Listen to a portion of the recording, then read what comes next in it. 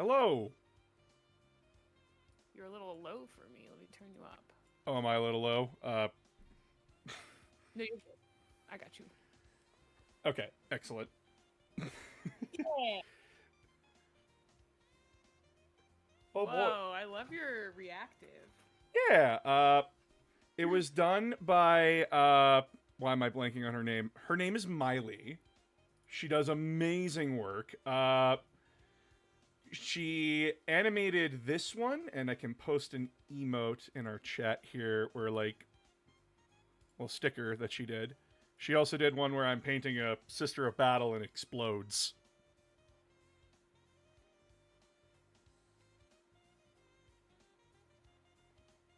Love that, dude. Oh yeah, it's adorable. She does great work. I want to get more from her, but she's always busy, and it's just trying to find that window. Yeah, absolutely. Well, in case my chat doesn't know who you are, although I'm pretty sure that they do. No, I've been pretty Can you stealthy in your introduce yourself? server. Hi Yeah, everybody. I'm sure nobody knows. Hi everybody. I am an announcer of games. I am a Warhammer 40k content creator on YouTube and a variety streamer here on Twitch. Though with a heavy Warhammer lean, because God, I'm unoriginal. Hey chat. And would you like to introduce yourself to my chat? Yes. Hello, chat. Oh my god. My name's Gremlin May. I'm a variety VTuber, and I do whatever makes my ADHD go burr. And today, that is hanging out with announcer and having I guess building some stuff, having a crash out. Who knows? Well, you're building. I'm painting because the Edmonton Open is coming, and oh, I am on a. What is the Edmonton Open? So, do you know what a Warhammer Open is, or? Not really. So, GW, along with the ITCs, they will hold what's called the Warhammer Open. You probably watched Bricky's tournament video. It's basically a Warhammer tournament. They host Warhammer Fantasy, Age of Sigmar, Warhammer 40k, all that kind of stuff. And it's basically like you go to a convention center and you play 9 games over the course of a weekend. Wow, that is a lot. You only play the 9 though if you make it to top 8.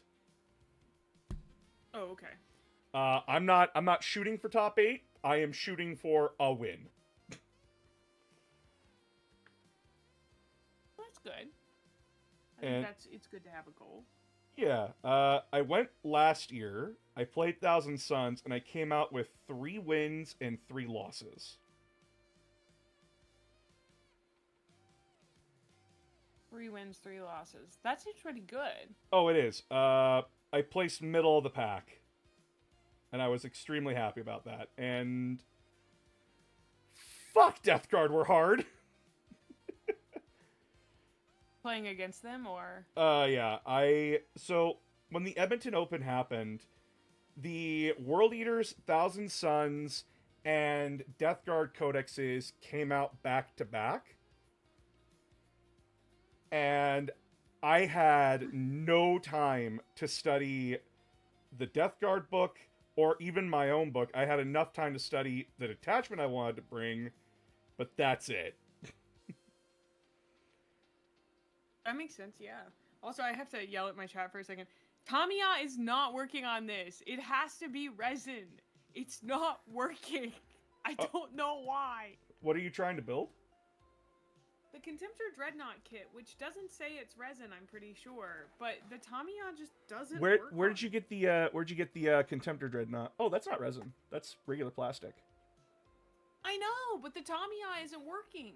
I tried it on so many different pieces, and I've been using the super glue instead because it just wasn't.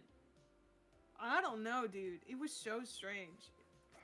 Huh. I don't even think I want to build him because he's persnickety. At least right now. I think I want to build something else. I have you on stream right now as well, by the way. Could you do me a favor? Could you show me the bottle of glue? The Tamiya that you're talking about. The bottle of what? The bottle of Tamiya you're talking about. This? Ah, yes, that. Have you tried licking the piece that you want to glue it to, and then sticking the piece that has the glue on it to that? You know, I hadn't quite made it to that yet. No. Why? Does that work? Because I will lick it. Don't think I won't. I know. This isn't a dare. So I use I have a glue that's called Bob Smith Industries. And okay. I remember sitting there holding a piece together for like 5 minutes and getting frustrated. And my fucking friend, he comes down and he's like, "Oh, how long have you been holding that piece together there?" I'm like, 5 minutes and it hasn't glued. "Oh, try licking the piece you're gluing it to, and then put the piece with the glue on it, and it'll do it in like seconds." And this motherfucker was right. Really? I was so mad but so happy at the same time. I'm like, this is the dumbest shit ever. Why does it work this way? Oh, because the water like helps the sticky stuff happen faster. And I'm like, this is stupid.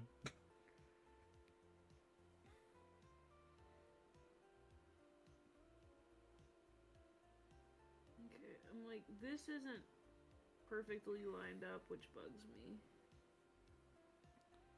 VTubers will lick your Warhammer models in an untapped market. I will lick your Warhammer models. Don't think I won't. That's a threat. I think one of the funniest things I ever saw for a meme for Warhammer was 3D get the 3D printing stuff that's candy. 3D print your army. Every time a model dies, you eat it in front of your opponent. Yeah, the Tyranid strat. Yeah, the best strat. Okay, I have a Chaos Space Marine. I have a Noise Marine over here who is missing arms, and I don't know where his arms are, so I think I'm gonna make my goal to find his arms and put them back on. That's what I'm gonna do. It's good to know. It's good to know as a Warhammer fan, from not only my fan base but from other content creators, that I am not the only messy, unorganized person in my life. I found them. They were right where I thought they were. Let's go. It works because the cyano glue normally extracts H2O from the air and builds crystalline structure. If you stick super glue to a wet surface, that reaction is increased by 800%. Thank you so much, Godzilla. Kind of fun. I have learned a science today. Yes, Sarah. Hi. I love you, kitty. My cat Do you have any pets? I have a cat. Her name is Sarah. I sent you a picture of her. Okay. It is oh my gosh, you did! Yeah. Yes. It's a rule. It's a rule if I become friends with somebody or like an acquaintance, they get to see Sarah. That's exciting. She is a little gremlin, and she likes to run around the house and scream. So if you hear her, that is her. She's really fierce looking, like very angular for a cat. You know what I mean? Oh, trust me. She is unironically a gremlin. I have a picture of her in a weird sit position that I can show you.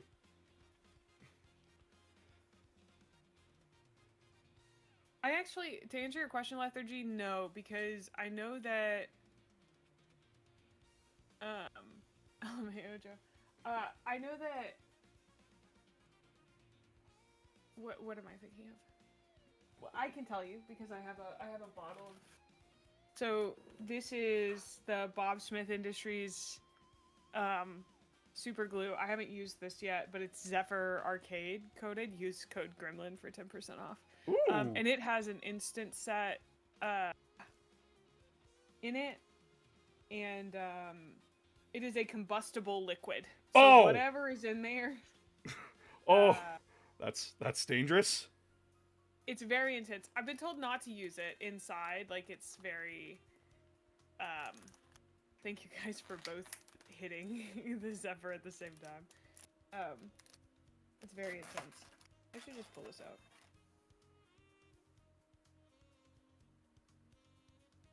Boink. Look at that. I'm glad tuning in because then I can learn things about building and painting the models. Don't ever take my painting advice. My painting advice will destroy your brushes because I learned a way to do it. I'm never unlearning it because I'm a stubborn bastard. Oh my god, I completely forgot I painted Eisenhorn. You painted Eisenhorn? I haven't looked at him in a minute. Hey Eisenhorn, how you doing, you handsome bastard? What an asshole. I love him. Oh yeah, he's Well, come on in, Kenny. beautiful and stupid and an asshole, and I love him so much. I have his I have the Ravenor books. Oh yeah, I just got those too. Yeah, I got like the big red and black omnibuses, and they're great. Yeah.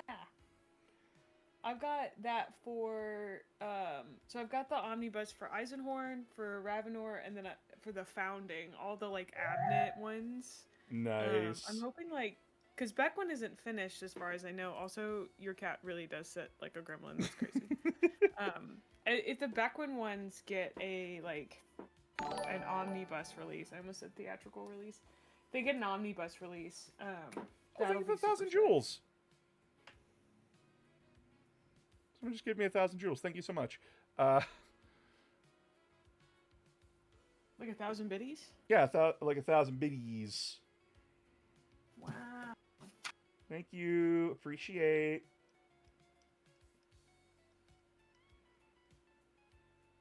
Also, about the start of your stream, don't ever apologize for that, because, like, I talk about that stuff all the time and encourage people to be, like, normal about it, because... It's better to be normal about it, yeah. Yeah, it's better to be normal about it and not weird. Have you built an orc stompa? Yes, it is currently staring at me. Okay. It is. Because I have one. So I need to get on that. I got it for Christmas from my roommate. And he said, I got this for you on the condition that I get to name it. And I'm like, okay, what do you want me to call it? And he said, Big Chungus. Oh my gosh. And I'm like, dude, I get a Stompa. I'm happy. That's an expensive bit. It is a very expensive bit, but he's happy. I'm happy. We have a laugh. I like that. I got banned from playing nice. orcs for a little bit. Banned from playing orcs? What do you mean? So, okay, when did you start Warhammer, if I may ask? January 1st. This year? Okay.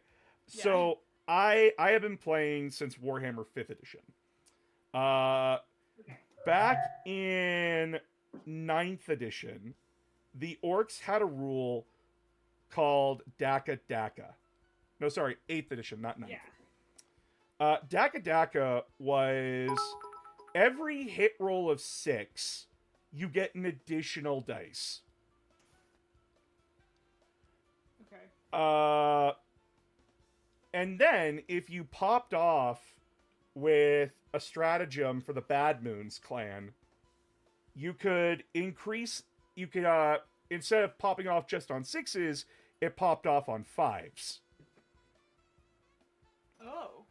And then I had a way to give my Shuda boys rerolls. So I dropped 80 dice in one shooting phase, and I came out positive. Oh. I rolled hot that day, and my brother and my roommate looked at me and said, "You're never playing orcs again. Fuck you." And I'm like, "What? What? Why? The math's not mathing, announcer." You need to chill out. That's too much DACA. It's never enough DACA. It's never enough. Especially with new edition orcs, it's never enough DACA. Okay. I feel like I remember somebody sent me an updated version of this because this is wrong from what I remember. Oh shoot. I gotta find that in the Discord. Honestly, if I remember anything about Rowboat, that is my autocorrect. I just have given up. It's pretty much the only real able to handle the disaster lesbian of an empire that the Imperium is. That is a sentence that I just read. The Imperium is a lesbian disaster? What the fuck? Honestly, from everything I know and think, Rubute, that is my autocorrect I've just given up, is pretty much the only one really able to handle the disaster lesbian of an empire that the Imperium is. What the fuck did I just read? Weird. Okay, I know. Does anybody in my chat know where the updated? Maybe I had to Google it. I feel like it was on a Reddit post. Work stompa instructions. Fixed and labeled. Yeah, it was a Reddit post. Okay. Let's go. I think I may just write this in so that I don't have to keep checking this. It may take too long though, we'll see. I had to freehand build that fucking stompa. He stares at me to this day in my closet, waiting for the day I have to paint him. Thank you so much for this sub, Erasmus. Thank you. Aramis? I don't know why I said Erasmus. Aramis? Yeah, Aramis is one of my mods. Really? Yeah. He's one of my mods. He's actually been one of my longest fans. He's been here since I started on TikTok. Aww. Aramis, thank you for gifting Announcer a sub. That's very sweet of you. He's a very sweet Oh my guy. gosh, thank you for gifting me 5 subs. Wow. Let's go. Thank you, Aramis. Oh, that's so nice. Wrath asked, you mentioned T-Suns. How do you feel about faction focus? I don't even know what that is. Faction focus. Are we talking like Warhammer or Ospec? I don't think I built this guy. Okay, this is... Oh, so, okay, no, I read your chat. Okay, so this is and they've been releasing showcasing some of the rules that will happen in 11th edition, and they revealed Thousand Suns yesterday. Okay. The 3 things they revealed is that one detachment will allow sorcerers to heal themselves when they cast, another one affects our new Sekitar robots, and another one affects, I think, our Zangors. Okay. I liked them. I thought they were okay. I know that, like, I looked at the healing one, and I'm like, heh, I could revive Magnus. That's funny.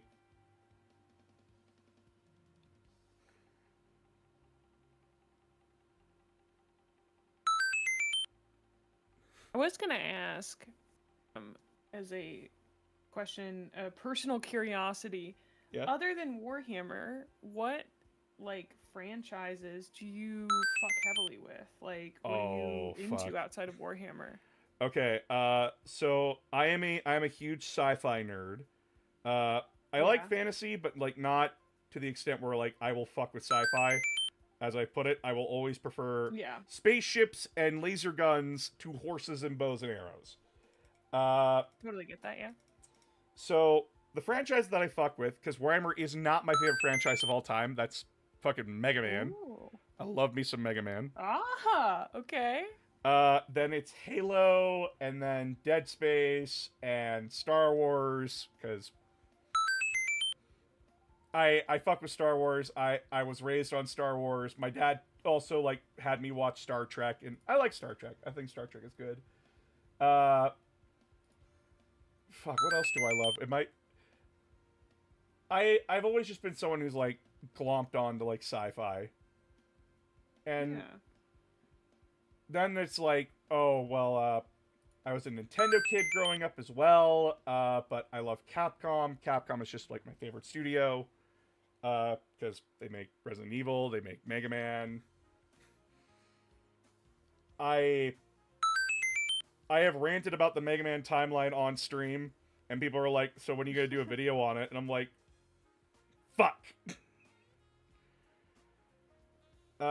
And recently I have gotten into a game called Far Far West.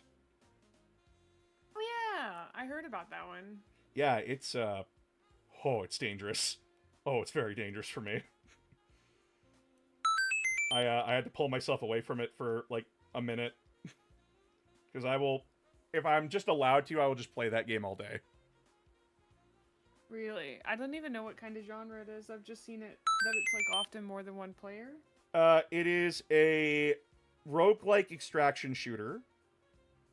Okay. Where you and up to 3 other people go into the undead-ridden wasteland of the far, far west to fight, to like complete objectives, fight bosses, kill shit with guns and magic, and then go home looking badass. Okay. And That does sound very cool. I vibe with the game's humor. I vibe with the I just vibe with the aesthetic of it. The humor of the game is like it pokes at you as a player. Like that nuke didn't hurt as hard as watching your bad gameplay, kind of a thing. Yeah. Well, that sounds cool. Are you into any like sci-fi books in particular? Are you a big reader? Yeah. I mostly like currently been stuck reading a lot of Warhammer stuff.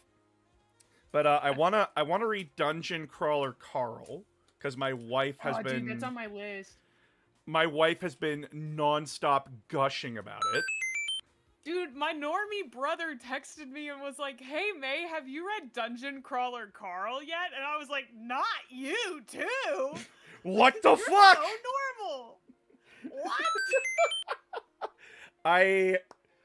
Oh my god, my wife goes to book club, and they've been reading like, all these sci-fi books, and my wife will just gush to me about them, and I'm like, and you don't have these books physically, why? No, my brother is like hella dyslexic. He was like, "I've been listening to the audiobooks," and I was like, "Nice, good for you, bro." He's not a reader, so I'm glad he's found something he really likes, but I don't know. I don't even know how he squeezes it in with his daily schedule. He's got like kids and a job and shit, so. Ooh, yeah. Books I've been reading recently, and I read with my wife, by the way, like, to spend time together, because they work a 9 to 5, and I do content creation for a living. Yeah. To spend time together at night, I'll just read books to her. Oh, that's so cute! Yeah, I used to do that with the partner that I mentioned earlier, and he didn't deserve it. Oh, yeah, no. You know what? That's what I'm learning. Yeah, no, fuck that guy. Jesus. I used to read him dog stories from the British vet. What the frick is his name? Oh, it's like James Harriet. James Harriet's dog stories, because that guy was obsessed with dogs. So like, I would read him the dog stories, and it was a really cute interaction, but he didn't deserve it. Yeah, no, I'm that meme of like Spider-Man sitting in the chair with hands in like pyramid formation going, when you're learning the deep lore about your friends and now have an issue with someone you've never met. So true. Oh, James Harriet is so hi, good. Miley. I've read so many of his books. Hi, Miley. The artist that did the sticker that I showed you, she's in my chat. Hi, Miley. Hi! You do such beautiful work, dude. Hilarious work. 59, 60. Well, I guess I am kind of into sci-fi. I say that and then know that I've read a bunch of sci-fi. The most sci-fi book I've ever read, this is so weird, is The Killing Star uh, by somebody. It's two authors. It's by two different guys. It's a hard sci-fi book. I have only met one other person who's read it, and it's the guy who recommended it to me. And it was a guy that I was seeing like casually. So we were like sleeping together, and he like randomly one day was like, "Hey, I think you'd like this sci-fi book," and it sent me into like a 6-month depression spiral because it's so existentially heavy. Like it is just like one of those like, oh, basically the universe is infinite and you're the smallest thing in it, and the universe doesn't give a shit about you, and there's no reason that like you're special. And I was like, "Hey, bud, why'd you recommend this to me?" And he was like, "It's a really good book." And I was like, "Oh, you're so autistic. I love it." He like didn't recognize it. Oh no, this book is amazing. I totally relate to it. You relate to like thinking like this every day? Yeah. Did he smile the entire time, like didn't understand what the fuck you were trying to imply? I basically was like, "Yeah, you know, like it was a weird book to recommend, Carter." And he was like, "Yeah, no, I really liked it." He's also a literal rocket scientist, so I think he really liked the like hard sci-fi part of it. But also, it's called The Killing Star. It's by Charles Pellegrino and George Zabrowski. It's not a very long book. It was published in 1995. I have no idea how he found this book. The plot summary is basically, it's like a bunch of different things. So it says, in the late 21st century, Earth is at peace. Humans now command self-replicating machines that create engineering marvels on enormous scales. Artificial habitats dot the solar system. Antimatter-driven Valkyrie rockets carry explorers to the stars at nearly the speed of light. Then swarms of missiles traveling at close to the speed of light hit Earth. Though they are merely boulder-sized chunks of metals, they move fast enough to hit with the force of many nuclear arsenals. They are impossible to track and stop. Humanity is almost wiped out by the bombardment. The handful of survivors desperately struggle to escape the alien mop-up fleet. They hide close to the sun, inside asteroids, beneath the crusts of moons, within ice rings, and in interstellar space. Most, however, are hunted down and slaughtered. Bro, is this the plot of Titan AE? What the fuck?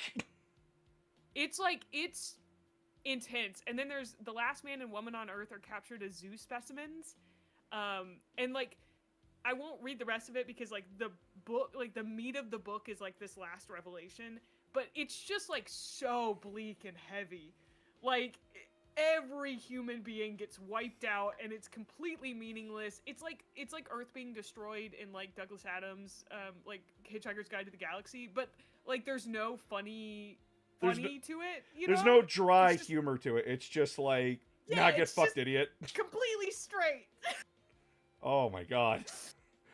Yeah, I couldn't read that book. I am someone who is, as my partner describes me, I'm a very empathetic person. So I get really down and depressed when a character gets down and depressed. Dude, totally get that. And it's awful. And if I like have to sit there and listen to a book that's like, yeah, no, your life is shit, life is meaningless, you're gonna die and no one will remember you. And it's just like,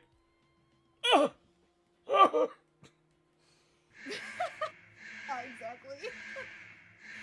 Dude, I think for me that's very much a tism thing, because sometimes I can't handle watching TV shows where a person basically there are so many TV shows where like a person is just having a bad time all the time. Like that's the plot of the TV show for like 6 seasons, and I can't watch that. Like to me, Severance, somebody mentioned yesterday, I say somebody, I think it was Awesome. Oh, of course, thanks for the raid. You like Severance? You got a raid. Do you need to say hi?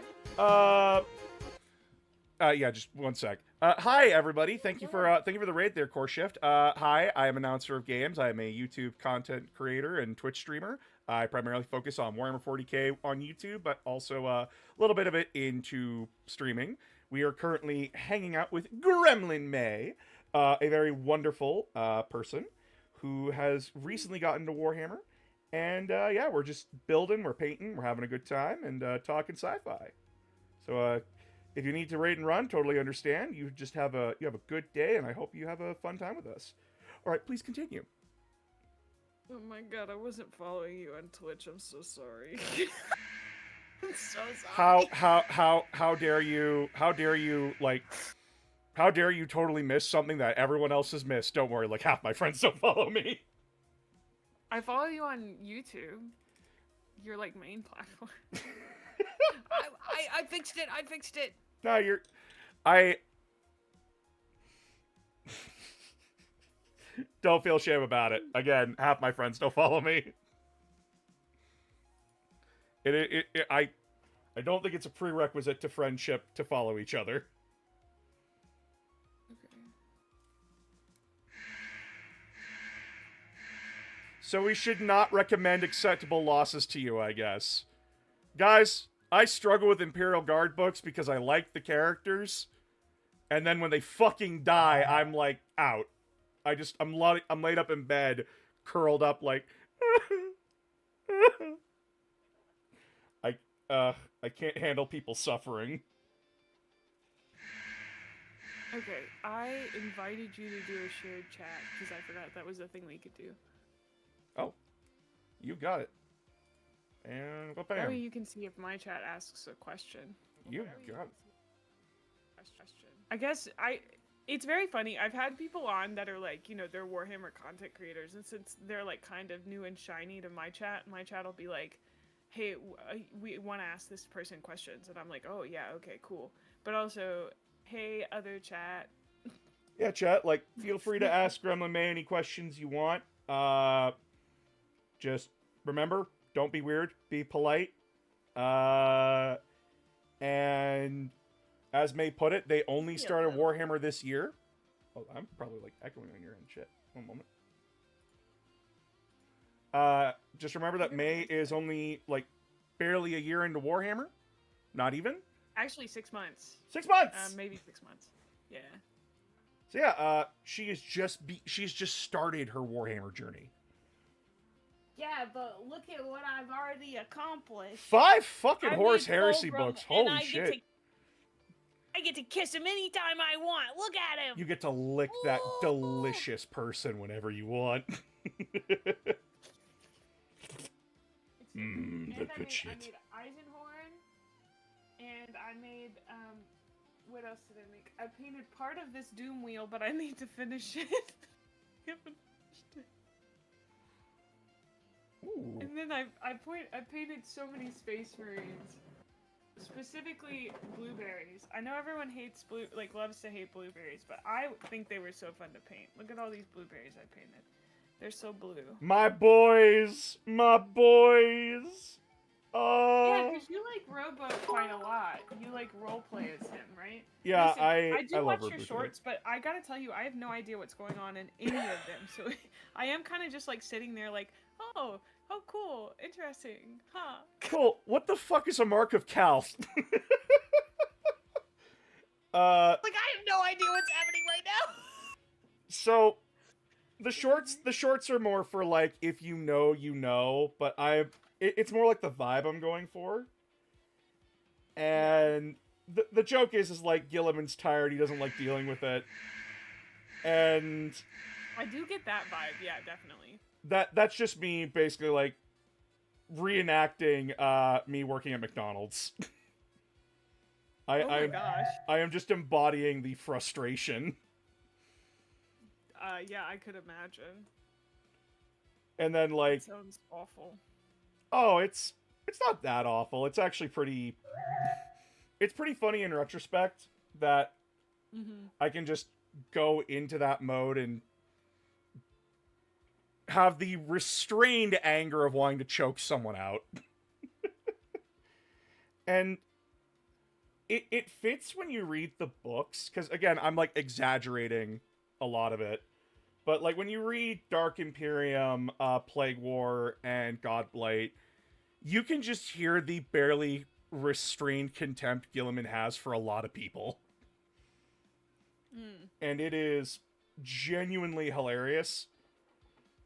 When, like, you're not going like, oh my god, I feel you on that one, dude. What the fuck are they thinking? Yeah, I guess I don't even think I've met Gilliman yet. Yeah. He's not. I'm on book 5, so I finished 5 of the books. I finished up till Fulgrim, and then now I'm reading Eisenhorn, and like, I don't know. Yeah. I don't think I've met him yet, actually. Yeah. In the Horus Heresy, he doesn't appear until a little bit later than where you are. Okay. I don't know how much you want to know. I don't mind like knowing when he shows up. That's totally fine. Okay, because like he shows up in the first Heretic. That's our first ever view of him, and it's from Lorgar and the Wordbearer's perspective. So you're not that one's on my list. Yeah, it's a good book. It really breaks down like religious worship and how humanity is kind of like it's tied to us on a deep level, but like how bad people use it to justify how horrible they are is the best way to put it. Yeah. And I have the Erebus and Corferin model for that one. Oh. Actually, now I have to ask, did you watch my Erebus video? No, if it's not about Guilliman, it honestly hasn't shown up on my feed yet. That's fair. All of the videos I've seen from you have been about Guilliman on my feed. So I thought something very funny, and then I made a video where Erebus is confronted by a Space Marine of the Raptors chapter. And I'm fucking with the audience the whole time because am I being serious or am I lying to you? And it's... The joke is that Erebus's life has been nothing but a comedy of errors. I.e., I didn't kill my friend. My friend died in his sleep, so to honor him, I became a priest. And then, apparently the priesthood sacrifices children to demons, so kind of had to survive in there. And then I joined Lorgar's side, because if I didn't, I would have been hung on the stake, right? Yeah. And it's just like, he had all the best intentions, but am I fucking with you? Is he fucking with you? Or is he telling the truth? And that's the joke. And people are like, you're fucking with me. This isn't real. And I'm like, am I fucking with you? You never know. Because you could never know what there was. Was written in the instructions for the Stompa. Do you think that's... I felt like that was important enough to write down as well, so... Oh, dude. Again, I had to freehand that shit. Question mark? There's just a question mark there. That's not even labeled. That's incredible. Yeah, welcome to old Warhammer builds. This much DIY. Yeah. This was... Oh, it was like bad back in the day. They were not fun. 71. This step is never shown. Okay. I did see a question from chat. Who do you think out of all the dead, alive, or traitor Primarchs could replace Guilliman in the running? The shit show that is the Imperium. Assuming traitors would magically become loyalists or dead guys come to life, I think Corax and Khan would do a decent job. No, they wouldn't. That is a complete misunderstanding of who Corax and the Khan are as people. Corax is a freedom fighter. He's a rebel. He's not good at government administration. And the Khan, he doesn't want to rule. That's his whole thing, is that he doesn't want to rule. He wants to be free to do what he wants. And the only reason he joined the Imperium is because he recognized the Emperor's threat. He offers you to join him in one hand while holding a mace in the other. That's a complete misunderstanding of who Corax and Jagatai are as people. If you haven't read those books, though, it's completely understandable how you would miss it. Guilliman's just kind of the unique one out of his brothers, and oh, I forgot how tall that thing is. Jesus Christ. Guilliman is in the unique... You know, like, looking directly at my Stompa's neck? Does that look good to you, Chad? That's the smooth hole. But, Incredible. Gilliman's the unique brother where he actually did think further than being a general of war. People like to think like Perturabo and Rogel Dorn would be good at it. No, they're not. They're good at building shit. They're good at logistics. That's not the same thing as being able to talk to people. Fulgrim knows how to talk to I've people. Many engineers, I can tell you, that's the heart of the matter. They don't know how to talk to people. If there was an engineer that could talk to somebody, oh my god, powerful. Oh yeah, Powerful as a person. It's why architects and Crazy. engineers have arguments all the time. Because architects know how to talk to people because they have to understand the vision that the person they're talking to wants. Whereas an engineer's like, nah, engine don't work like that. And you're stupid for thinking it. Don't know if you've met engineers that said that to you, but I've met plenty. Oh, my dad is not an engineer, but all of his friends are engineers, and so like he's like engineer adjacent. So I grew up. He's definitely autistic, and my brother also not autistic but engineer adjacent. All of his friends were engineers, so I've spent my whole life surrounded by engineers, but they're not like directly in my family. I don't know. My dad works wireline, so I if you bring something up to him and you say something stupid, he's just going to call you stupid. So, it's not just about the logistics of running the Imperium, it's the politics of it. You can understand how the Imperium works, and then have your entire understanding ripped away from you, because the politics of it is fucking stupid. Welcome to the Badab War, and how, the Astroclaws thought they solved the politics of the Imperium, only to be told, nah, that's not how that works.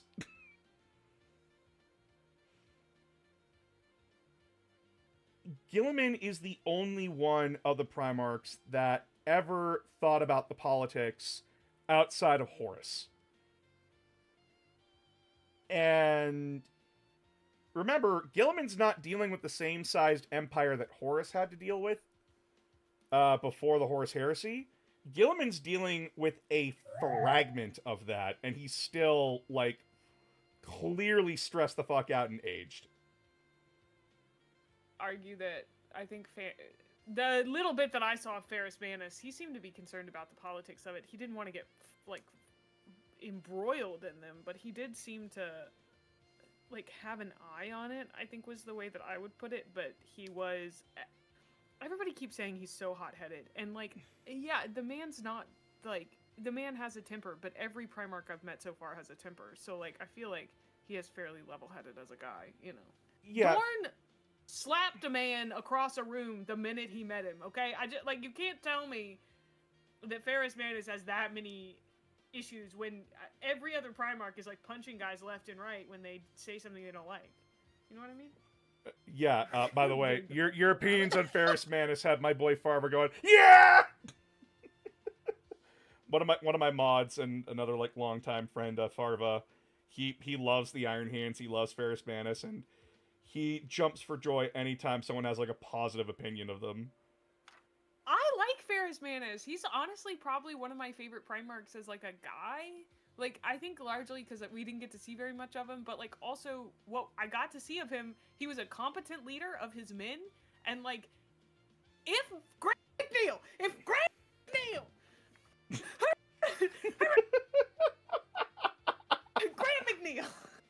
Damn it, Graham! I'm sorry, I blacked out. No, you're blacked out. I'm so sorry. No, you're good. I have the same reactions too. Yeah, so Ferrus Manus, as we come to learn about him from short stories, because that's all we're gonna fucking get,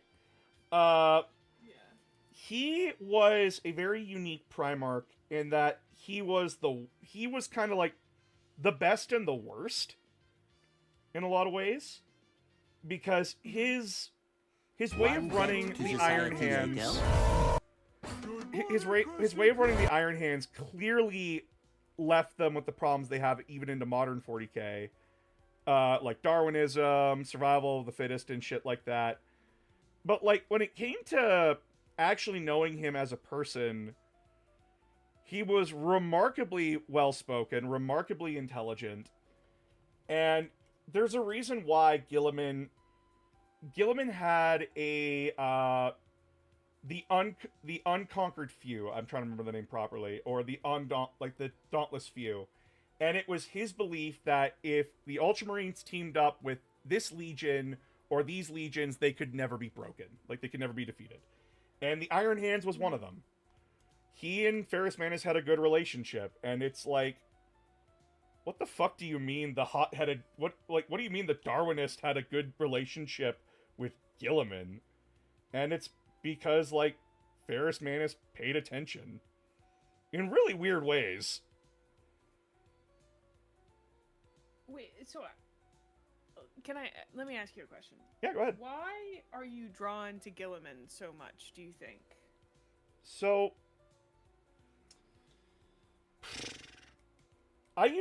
when I was growing up, I used to hate the Ultramarines. I thought they were pretentious assholes. I thought they sucked ass. And then I read No Fear, which is the Ultramarines' first book in the Horus Heresy. And that book goes on to, like, show them at their best and at their worst. And you get to see Gilliman as a person who, if you really had to describe him, he's normal compared to all the other Primarchs. Like, he's the one who's well-adjusted. He's the one that understands, people the best. He's the one that, like, will bite his tongue, even though he has to be like, okay, Lorgar, you're kind of being a dickhead right now. Please stop. And I couldn't help but relate because I had a mouth on me when I was a kid, and if I saw bullshit, I called it out. But then I had to learn, like, you can't just open your mouth. It's not your place to do that. Sometimes I'm like, but I really want to. And then Dark Imperium comes out, and that is where you get to see Gilliman arguably at his best. And you get to see, like, the sadness in him, where he's just like, I miss everybody. I miss Dorn. I miss Lehman. I miss Lionel. This wasn't the future we wanted, and now I'm stuck in it, and I don't know how to fix it.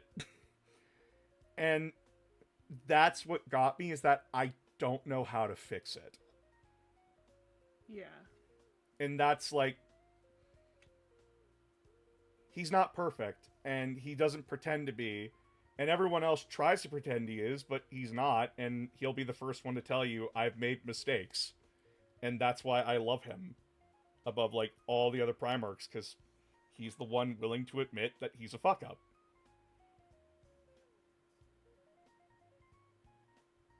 Okay. Well, thank you for answering that. I'm always fascinated by, like, why people choose the Primarchs that they do. Also, thank you so much for the follows, Core Shift and Braden. I chose Fulgrim, like, yes, because I really like Slaanesh, but also because, like, I see kind of my own folly of perfectionism within Fulgrim and, like, relate to that. I know that, like, he's a lot of the Primarchs are memes in many ways, but, like, I truly do, like, understand and fuck with the, like, many aspects of who Fulgrim is as a person, as, like, those are, like, parts of myself that I, like, have worked on for a long time, etc., and, like, still struggle with, and that's why I think I like Fulgrim so much. And he's a beautiful man. Oh yeah, my opinions of the Primarchs have shifted over the years, and Gilliman's not my number one, he's my number two. Oh. My favorite is Magnus. Really? Magnus the Red is my favorite Primarch. And wild. Listen, I'm the guy that looks... People are like, Magnus did nothing wrong. And I'm like, yes, he did nothing, comma, wrong. He was told to do nothing and he did it wrong. And Yeah. I love him because he's the perfect embodiment of I am someone who is a part of a group that is hated upon and treated like shit, but he's also an asshole. He can't recognize when he's being a massive fucking dickhead in the room. And I'm like, ah, there it is. There's me when I was younger. I love him. And then just the catharsis of it all, where like it all comes crashing down on him. The tragedy of the Thousand Sons. My favorite legion. Thank you so much for this stuff, Finrat. I don't like the Thousand Sons, but that's entirely Graham McNeil's fault, so... No, his book is very wordy. I'm someone that loves... Oh. Not his book about them. I've not read anything about them. It is specifically The Ancient Awaits. That short story got so hyped up for me by people. Oh, the one with Rylanor in it? Yeah, because I love Rylanor. I would go to battle. I would stage my own, like, war for Rylanor and for Hornfall, for any dreadnought, almost. You and my wife both. They're my senior dogs. And you guys did hype up the musical version, and I felt like it was fine. I don't know, like, I don't enjoy the same things you guys do, I guess, sometimes. No, But anyway, Go ahead, sorry. The Ancient Awaits, just, like, I didn't like it as a short story. I thought it was badly framed and written. It was really hokey, but not in, like, the fun way that I've come to enjoy within Warhammer 40k. Like, it felt like, Olgrim wasn't a real person in it. Rylanor didn't actually get, like... Not that I thought he should, like, kill... Like, the Thousand Sons being there was just... They were so goofy. All of them were so goofy. I couldn't take them seriously. And I kind of needed the story to be a little bit more serious because that's what Rylanor deserved. And, like, he once again was slighted and did not get what he would deserved. Like, I don't know. Yeah. I just, like, I remember reading the short story, and then I listened to the musical, and I'm like, this isn't what happened at all. There was, like, no epic clash. It's the meme. It's that one meme where it's, like, people think, like, Rylanor is based, Fulgrim, and you're cringe. Fuck you. We're dying together. Yeah! Reality. Well, I guess someone's gotta kink shame you, you weird fuck. And then blows himself up. Yeah. I stand by, like, it would have been better if McNeil had lingered on Rylanor and told the story of Rylanor without anyone except Fulgrim finding him. But he felt like he needed a point of view Space Marine for some reason, when I think that short story, if you had just done it from Rylanor's perspective during those 10,000 years of, like, slowly degrading and devolving and, like, really working with that, until the moment that Fulgrim finally shows up and, like, Rylanor can sense him coming, and so it's this anticipation and, like, the build up, and then, like, Fulgrim getting there and Rylanor giving his speech, and, like, I would love it if he had left some kind of, like, permanent mark on Fulgrim, or, like, a mark that would have taken hundreds of years, or, you know, just something intense, you know? It felt like, oh, you hurt his pride, and that's yeah, okay, sure, yeah, that's fine, I guess. I wanted a little bit more for my boy. Yeah. Maybe I'm greedy. No, you're totally justified in, like, your opinion, in, like, wanting better for a character that was, although introduced in, like, 2 books, was still fun and interesting. Because, like, when you meet him in Galaxy in Flames, he instantly catches on to what Saul Tarvitz is trying to do, and that implies that, like, there's something deeper to Rylanor, and that he, too, like, he may be a dreadnought, but he recognizes something's wrong. And there's absolutely. He's a dreadnought in Fulgrim's entourage. Like, oh my god. More on that, please. Exactly. I wanted more Rylanor. I wanted him to be the focus. I also really fucked up this section. I'm gonna have to redo it somehow. Sits here understanding that as I paint fucking Victrix Guard. But yeah, like... What? I'm painting Victrix Guard, right? Oh, okay. Yeah, they're the Ultramarine Bodyguard unit. And they're painful to paint. So many ribbons. So many tassels. But yeah, like, I love the Thousand Sons because of their tragedy.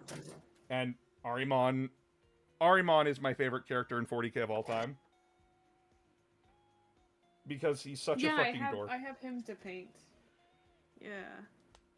He's a dork. He's asked in the Horus Heresy, hey, when the Great Crusade's over, what do you want to do?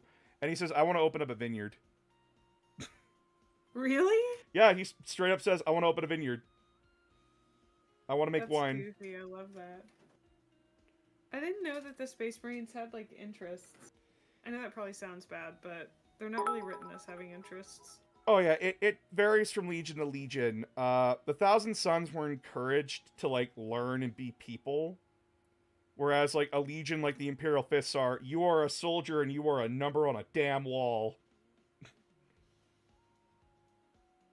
It's that kind of mentality, right? It depended on the legion you were with. Yeah, that makes sense. And I just love them for that. It's great. It's a reference to Picard from Star Trek. Yes, and who's my favorite Star Trek character, T-Com? Is it Picard? It's motherfucking Picard. I love my bald bastard. Yeah. I'm very simple in my likes. I like what I like. Someone said they redeemed a faction praise for Thunder Warriors. Oh, Thunder Warriors. So I have points, right, where you can spend stream points to either have me diss a faction or praise a faction. Man, I wish I had anything to say on Thunder Warriors. No. But you know what? It's thanks to the Thunder Warriors that we got the sick-ass power armor that is Space Marine power armor. So you know what? Thank you, Thunder Warriors. Your sacrifice was warranted. There you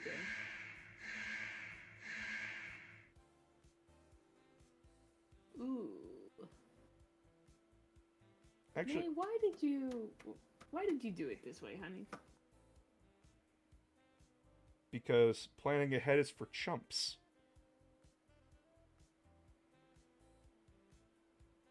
Do that rock climbing. Just freehand it. Did you say? What did you say? Because planning ahead's for chumps. Freehand that wall.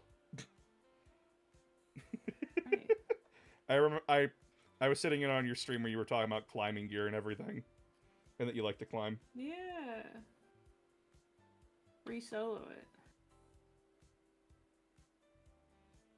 Okay, I'm just gonna make. I'm doing it.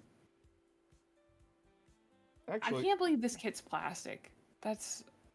You can't believe that it's plastic? Yeah. Why can't you believe it's plastic? Like, it's so giant. It's a really big model. I don't know. I can't believe it's not butter. Fades away. I don't know. I said this to Possum yesterday that, like, I wish I knew more about Warhammer so I could talk about it more, because, like, I like hanging out with people that know stuff about Warhammer, but I only know so much about it. And is there... Oh. Welcome on in, Dark Story Nights. Hello. I don't know. I feel like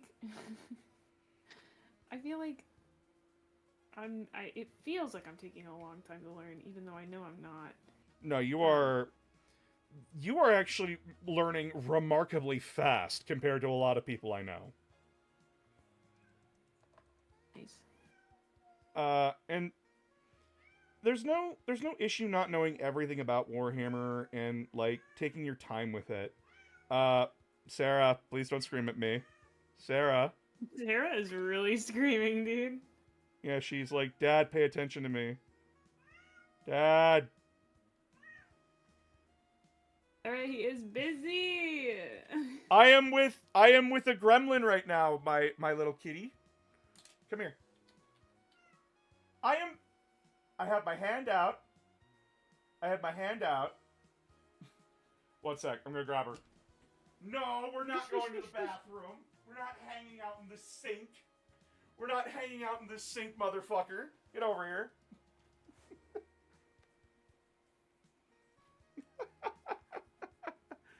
She wants me to hang out in the bathroom with her. That's interesting. Here you go, chat. Here you go, chat. You can see Sarah. You can actually hear her in some of my videos, too. It's actually really funny. My goodness. She sounds like a menace and a terror and a sweetheart. Oh, she is the sweetest baby. She loves people. She will absolutely snuggle you. But, if she wants your attention, she's gonna scream at you. Yeah.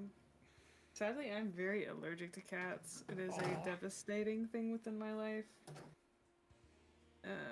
I'm slightly allergic to dogs, but I suffer for dogs. I can't suffer through cats, sadly. Like, it's too bad. I think I'm missing a piece. I think I may have cut it out, and then it may have gone somewhere in my room. Chat, please don't give my cat the rank of Lord Inquisitor. Please. I can't handle that. Yeah, like, as I was saying, like, everyone learns Warhammer at their own pace, and there's nothing wrong with not knowing everything or having, honestly, a lot to talk about when it comes to Warhammer, because there's so fucking much. And it's overwhelming to a ridiculous extreme in a lot of ways. But when you have like a focus on it, it just makes the journey all the more worth it in a lot of ways. Oh, thank God. Sorry. You found it?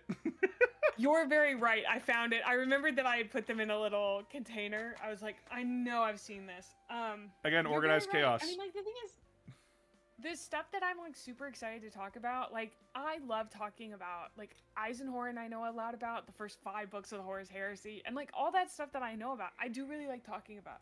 Like, I've really enjoyed learning about 40k, like, as a setting rather than 30k. I think there are parts of 30k that I much more prefer over 40k, but it is really difficult to enjoy those parts of 30k, I'll be so honest with you, because the fandom likes 40k, and I think sometimes when I say I enjoy a part of 30k, like, I enjoy the hopefulness that exists in 40k, like in 30k, people are like, yeah, well, that's gone by 40k, and I'm like, why do you think I specified I enjoy it at 30k? You know, like, I've had that happen, and it just, like, it makes it difficult to talk about the... Like, I like the hope in 30k. I feel like that gets shit on so much, but, like, there is a certain feeling of, like, hopefulness in 30k. Like, the Great Crusade didn't come out of the Emperor's ass for no reason. It was because the Great Crusade is, like, the idea of hopefulness for the Imperium, and, like, even though I don't agree with, like, the Great Crusade as, like, the hopeful thing, like, that's not what is hopeful to me, it, I think, makes for hopeful stories, if that makes sense. Because, like, if there is a feeling of hopefulness within the setting, then, like, you're able to have those. Because, like, in 40k, there's, like, no feeling of hopefulness. There is, like, chaos reigns, you know that chaos is going to eventually eat everything, and I think, like, some people aren't able to like reconcile the fact that like the deterministic ending of this universe is that everything dies and chaos wins, with the idea that like there are stories of hope contained within that narrative. Because like I have to believe that in a fictional setting as well as real life. Eventually everything in this universe will burn up and die and nothing means anything. And so I have to believe that my own story can be filled with hope and fun and goodness, or otherwise I'll go crazy. I'll flip my top, you know? Oh, like, yeah. It'll be bad. Totally. So, like, I have to believe that, and I think I cling to that in 30K as well, you know? Oh, yeah. There is this... It's even in the opening of the book, like the opening monologue, is that it is an era of hope. Because humanity just got out of this horrific nightmare that was the Age of Strife. And when you hear people talk about it in the books, they're like, oh yeah, no, it was anarchy, it was awful. They don't go into detail about it, but the fact that the Imperium is the way that it is because of the Age of Strife, in some ways, really goes to show, oh, that's how fucked it was. Yeah. The Imperium is a product of the era it came out of. And there are things in 30K that I love and prefer over 40K as well. For one, I will always look at 30K Space Marines and prefer them over 40K Space Marines. And the reason is because, hey, these Marines actually have to engage and talk with people. And each Legion is different in how they do that. And I prefer that over the... Oh yeah, we're an order of basically monks that never interacted with a human in our lives. Outside of, like, maybe a guardsman that I stepped on. And then... Yeah, I much prefer the way that they, like, I've talked about this before in some of my videos, that, like, the humanness of 30K is so nice, especially, like, I think everyone getting into it should read Horus Rising and then kind of forget that the heresy exists while you go and read 40K books. Because, like, Horus Rising is such a human story, beginning to end. It feels, you're talking about inhuman things, inhuman people who used to be human, etc. But, like, it's just, like, it's so... How can you not fall in love with Loken? How can you not realize that, like, there is, like, such an epic tale unfolding in front of you, and how can you not get swept away in it when you read Horus Rising? Even if there are no aliens in it, I understand what you're saying, Scapula. There are not enough aliens in 30K, so for real. To me, that's, like, the spark you need to start the fire for the love of, like, of it. Especially because, like, if you read Horus Rising first and then you move to 30K, there is, like, this sense, or move to 40K, there's this intense sense of, like, how the fuck did we get here? Yeah, that's actually, like, Dark Imperium isn't meant to embody that vibe. Like... It's just, like, it's so good to me. Yeah, it's one of those most jarring things, because, as I said, like, Dark Imperium, that's the whole vibe of the book, is like, wait, hold on, what do you mean, like, all this horrible shit happened? What do you mean? What the fuck is this? Yeah. What the fuck is that? What happened to Loken?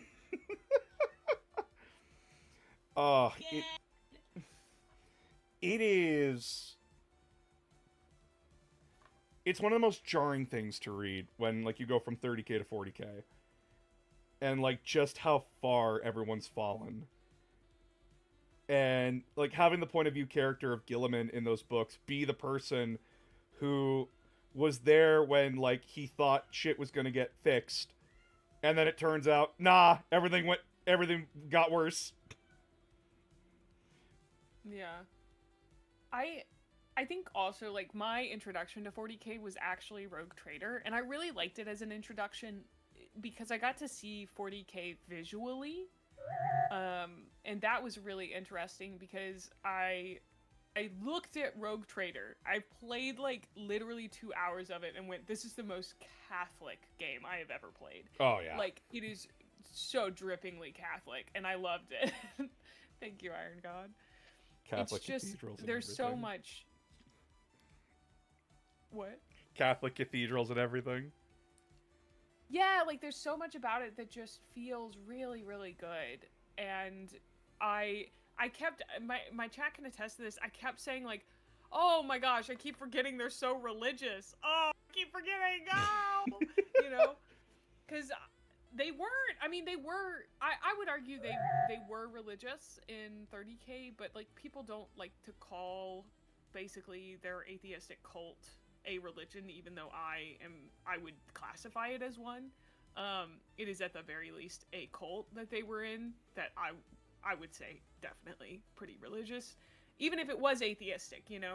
And so like to me it made complete sense that they went from where they were in 30K to 40K. I just kind of was like, whoa, man, this is like really religious. Like, whoa, the iconography is off the charts.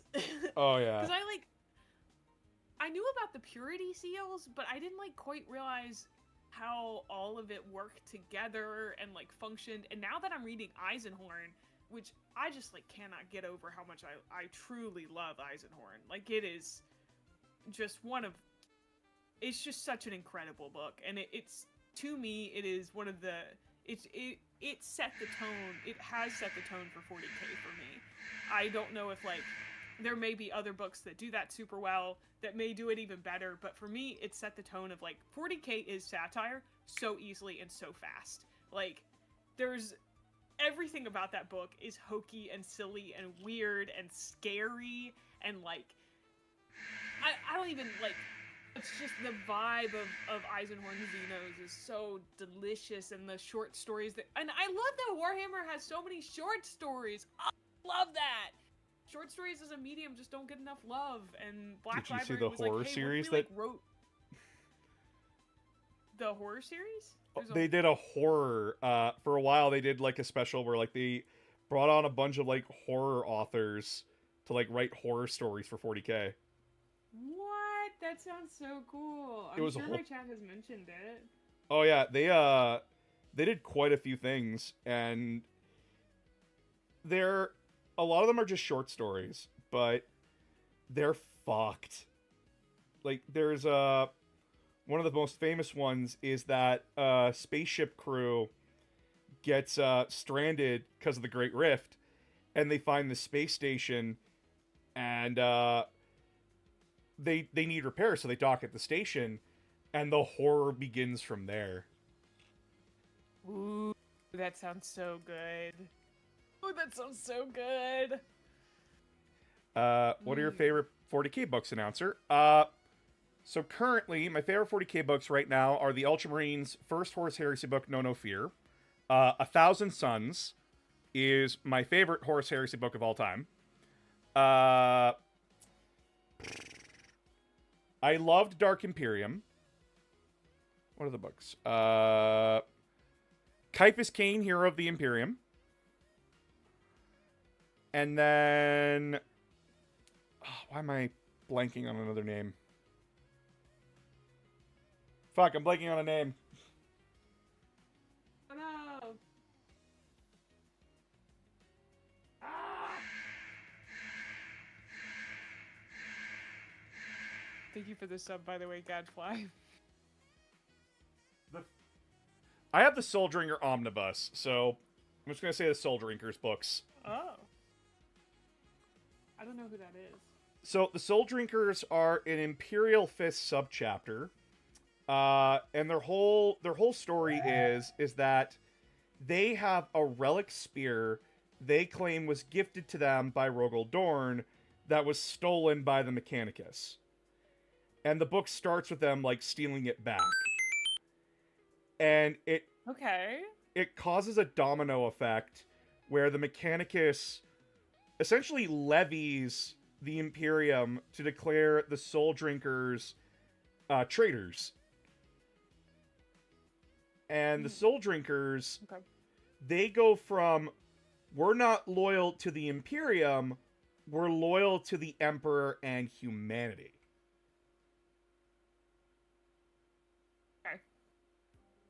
and it's a That sounds whole wild. yeah, it's a wild ride. Like the main character mutates into a spider. Whoa! What? Yeah. That's so cool. It's metal as fuck, and it's a good breakdown of the relationship of the Space Marines to the Imperium and to one another. And it actually gives the Imperial Fists something to do, and actually gives them a bit of character, which is shocking because I don't have high opinions of the Imperial Fists.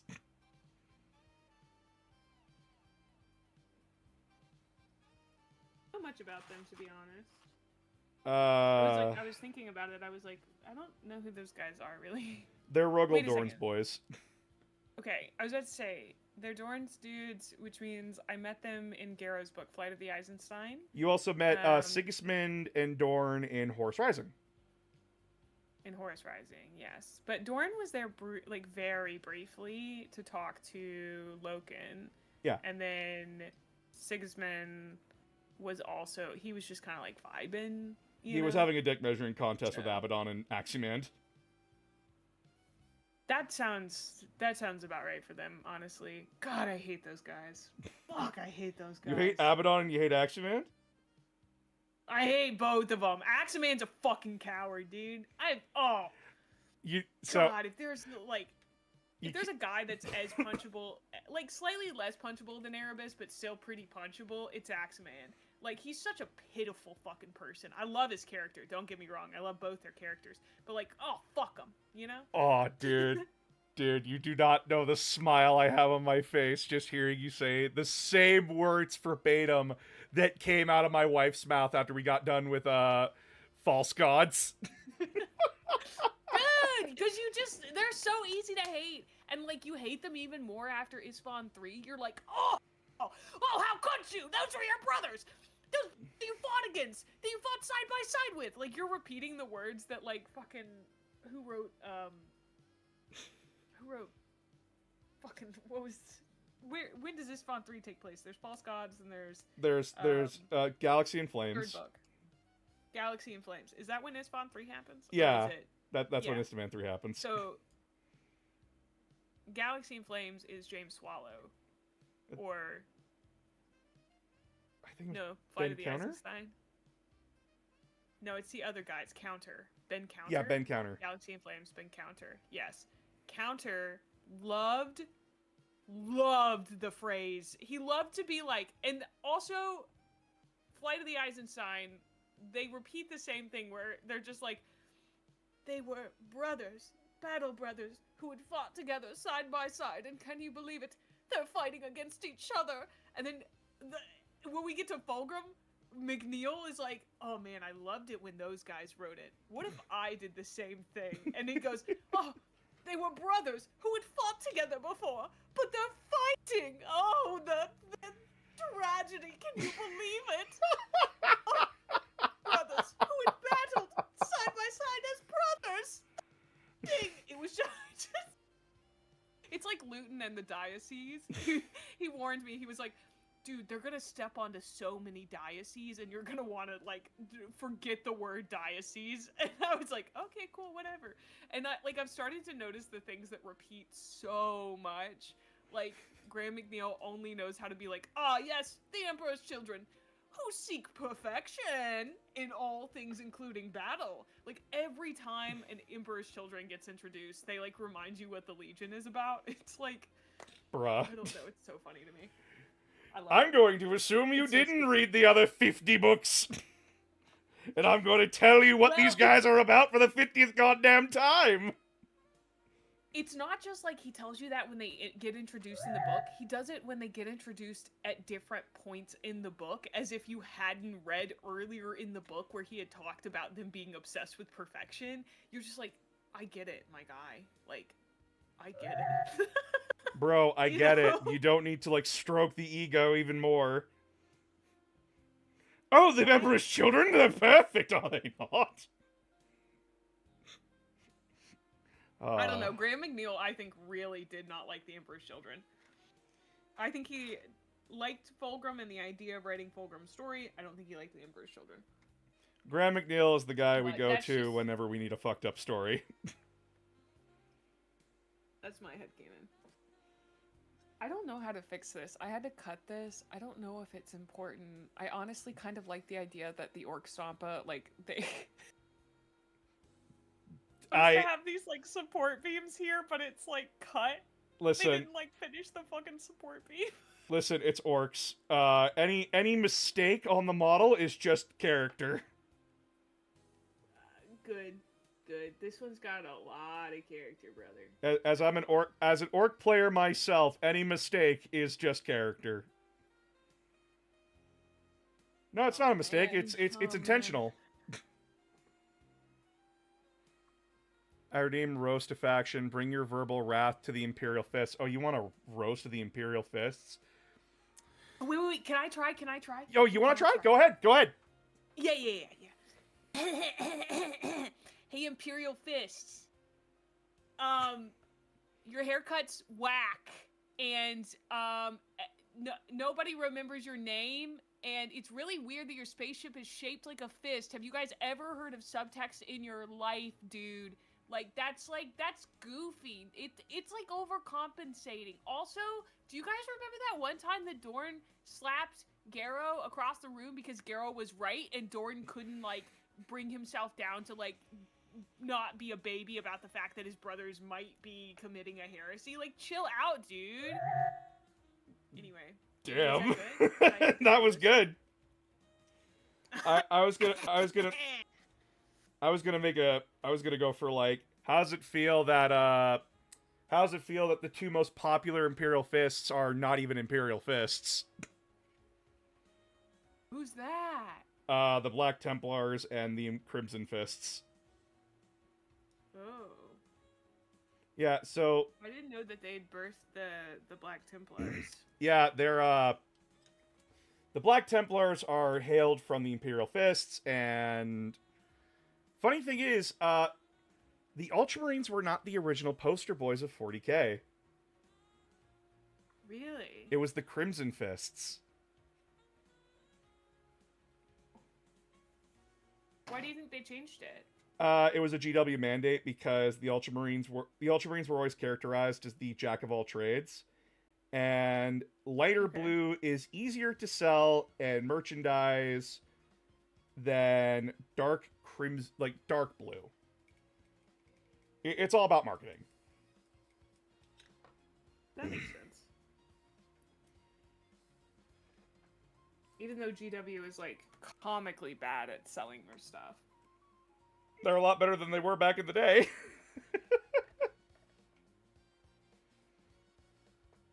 Again, like, people are like, God, why is GW so bad at this? And then me and, like, a few other 40K veterans were like, damn, they're actually talking about that. That's amazing. They're doing the bare minimum, guys. We're so proud of this small indie company, Games Workshop, for finally getting their act together.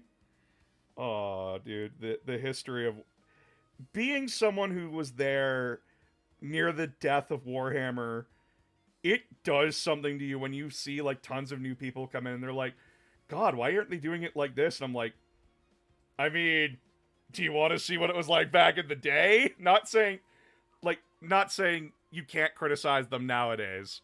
That's stupid. But, like, people are like, why is it so bad? I'm like, oh, it was worse back in the day. This is a lot better, trust me. It's not great. It's just, like, it's so funny, because it seems like game companies Just cannot get their shit together. Because, like, Wizards of the Coast sent the fucking Pinkertons to somebody's house. Oh, yeah. Not to mention they just, like, have had a lot of trouble, but also one of their largest franchises, you know, was created by Gary Gygax, who I hope rolls in his grave every day. And I don't know, like, Wait, stuff come out about Gary Gygax that, like... no, I just don't like D&D. Oh, okay. Oh, I think it made people too comfortable with casual fantasy racism, which just feels way too much like feeling comfortable with actual racism. I'm not a big fan of that. No, I totally get it. Oh. Oh, apparently somebody asked if you could move your camera up. Oh, right. Sorry about that. I tend to bring the models close to me instead of like leaning down and getting closer. I have a way of doing things and I don't do them in front of the camera, and then people are like, "What the fuck is he doing?" I get it. I had to do one on the top, play Pathfinder much better for that. I don't want to play Pathfinder. I don't want to play any game that resembles D&D, but that's also just me. I don't like any game that has combat. If I want to role play, I want to role play. I don't want to role play and then dread the fact that combat is coming up. Our happy numbers time where somebody gets to feel really powerful and then everybody else sits there while they get to feel powerful, and then maybe you get to feel powerful too at one point. I don't know. I just like combat's never felt good. Yeah, I do like D&D and everything. I'm a dungeon master and everything. And by the way, if you see me get called Dungeon Daddy, it's related to that. Huh. Cuz I don't know. The thing is, like, I will play D&D with people. Let me correct this. I will play D&D. I think D&D is overhyped, and more people should play indie games. And by indie games, I don't mean Pathfinder. yeah, guys, Paizo's not indie. Paizo is remarkably not indie.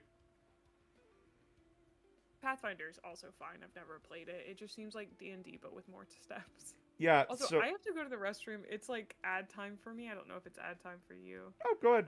I'm sorry to interrupt us. You were about to go into like... No, go ahead.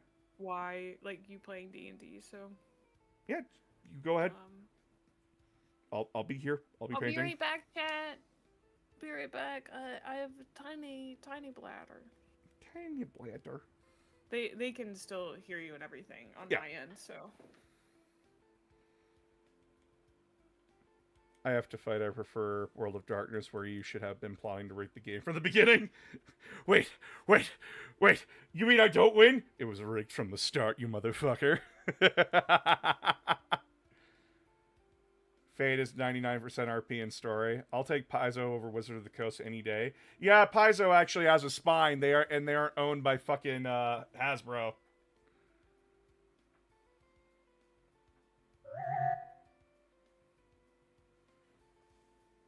Announcer, why don't you have a Discord channel? I do have a Discord channel. I do. I just don't have it properly set up on Twitch.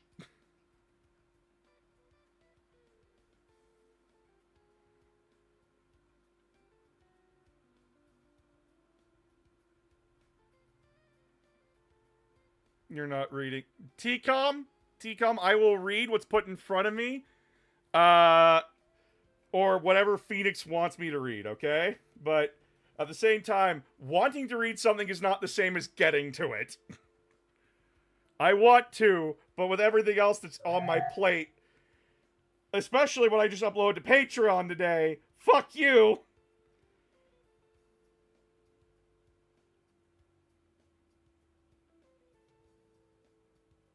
No, you have to read the fucking campaign books.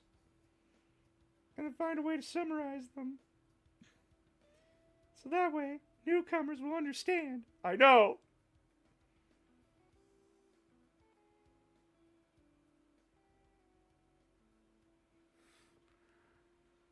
How many physical books have you got?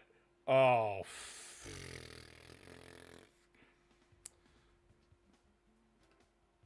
I need another shelf. Send help. I have books. I have books up here. I have books downstairs. I have books in my living room. I need more shelves, chat. Help.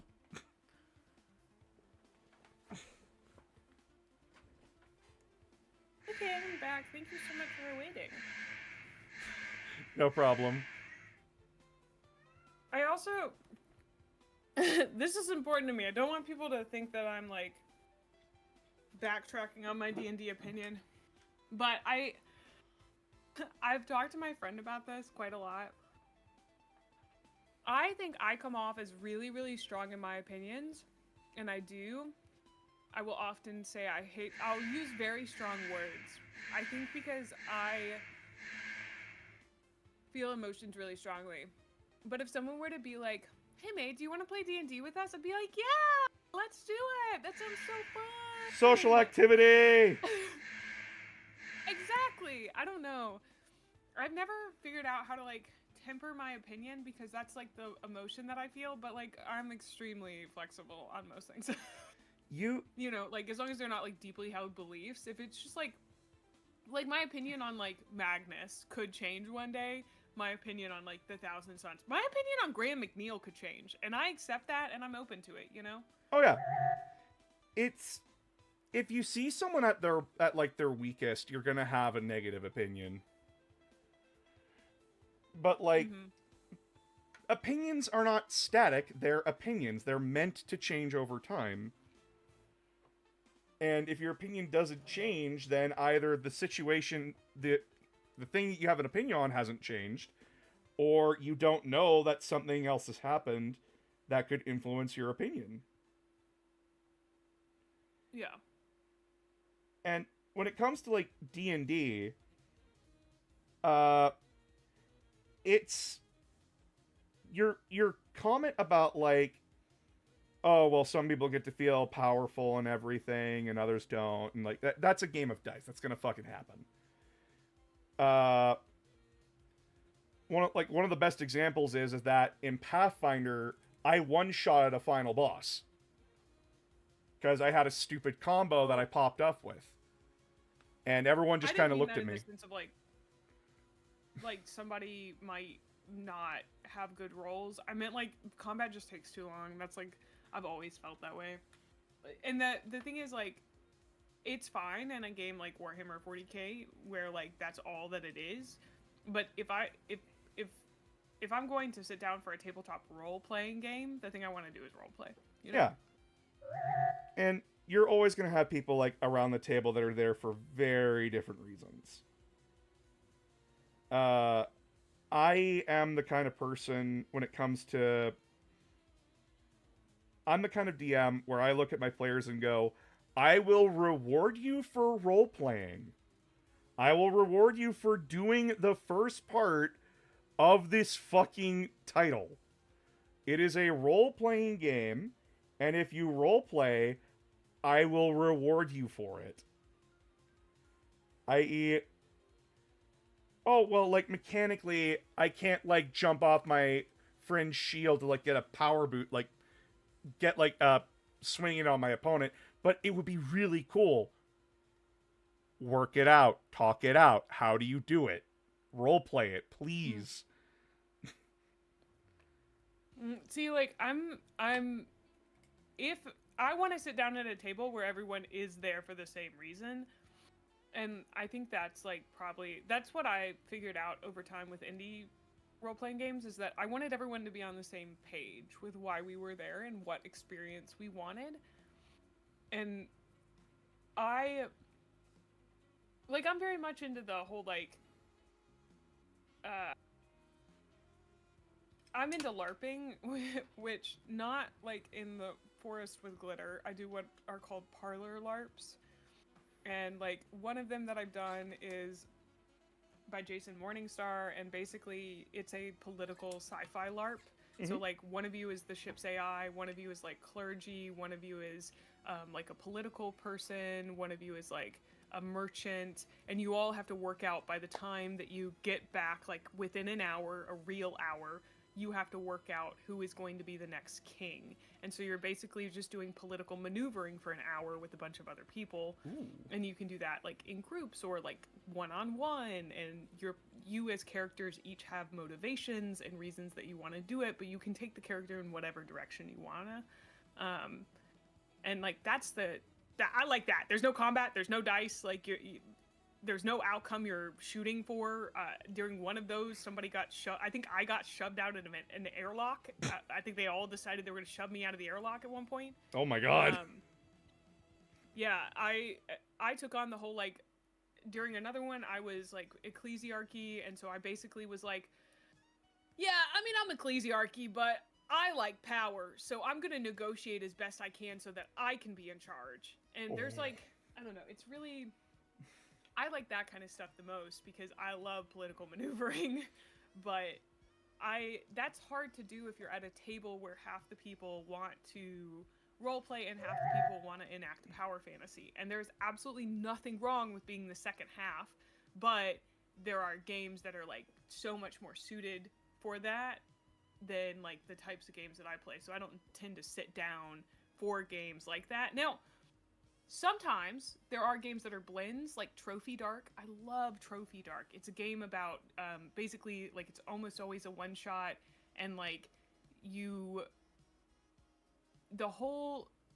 character is going to die by the end of it or be ruined. And there's one of them called the Butter Princess, and like Omnibule is me role playing a really cool snail I found. Sick.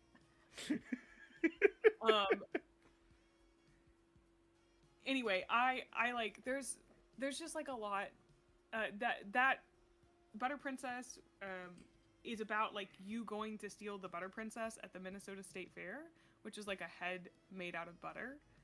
Oh. And like it's just like it's silly goofy, but it's based on Trophy Dark, which is like it's a game originally about you being treasure hunters going into a haunted forest that is like constantly trying to mess you up, and like when other players die they become agents of the forest, and so like they're trying to like fuck it up for you the whole time. Like it's really a cool and interesting game. Like I don't know, there's like so much indie stuff out there. I was talking about this game called Slug Blaster the other day. I feel like most of the Warhammer fandom would love Lancer and Mothership. Mothership has one of the biggest, like, I guess the best way to explain it would be like modding community. People make hacks of Mothership all the time. I played one called Picket Line Tango that was your union busters, but you're also solving a murder while trying to negotiate with a union that you hate, but there was also a murder there, and you're like on a spaceship colony, and there are like robots and stuff. I don't know. It's like really cool. Damn. I sent you my special interest. Please respond. I sent you my special interest. Please respond. So this is one of the things that I love when it comes to like interacting with new people in the Warhammer community, because Warhammer is one interest, whether it be a new one or a long one. But then you get into conversations like this where I just get to listen to somebody pop the fuck off about their interest, and I'm like, I'm engrossed. This is amazing. Sorry, Sarah. I haven't played Lancer. I haven't played Lancer, but I play a different mech game. And this one's called BattleTech. Or you might have heard it as MechWarrior. Dude, we have a BattleTech enjoyer. We have many BattleTech enjoyers in my Discord. Because there's one guy who used to go by as Stardies, and then he painted so many BattleTech members that he changed his name to John BattleTech. Yeah, do you know anything about BattleTech, or...? Absolutely nothing, except the models look so goofy and I love them. Oh yeah, the entire idea is like, hey, so Japan made all these really cool humanoid-looking mechs, and then the designers of BattleTech went, okay, but what if we gave a tank legs? What if we gave a tank legs? Yeah, what if we gave a tank legs? So the series, so BattleTech, the entire idea is that, like, hey, let's take some real-world stuff, like, they have the Ford Motor Company in BattleTech. They have, like, Chevy and Ford, Ram, all these different actual car companies became, like, battle mech making companies. And humanity basically had, like, its golden age. We were the...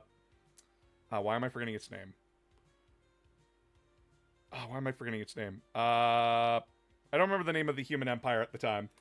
But basically, at one point, there was...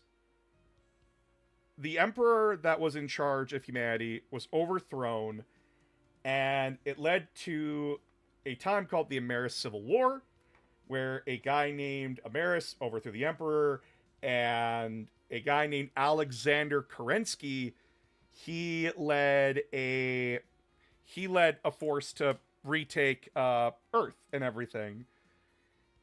Mm-hmm.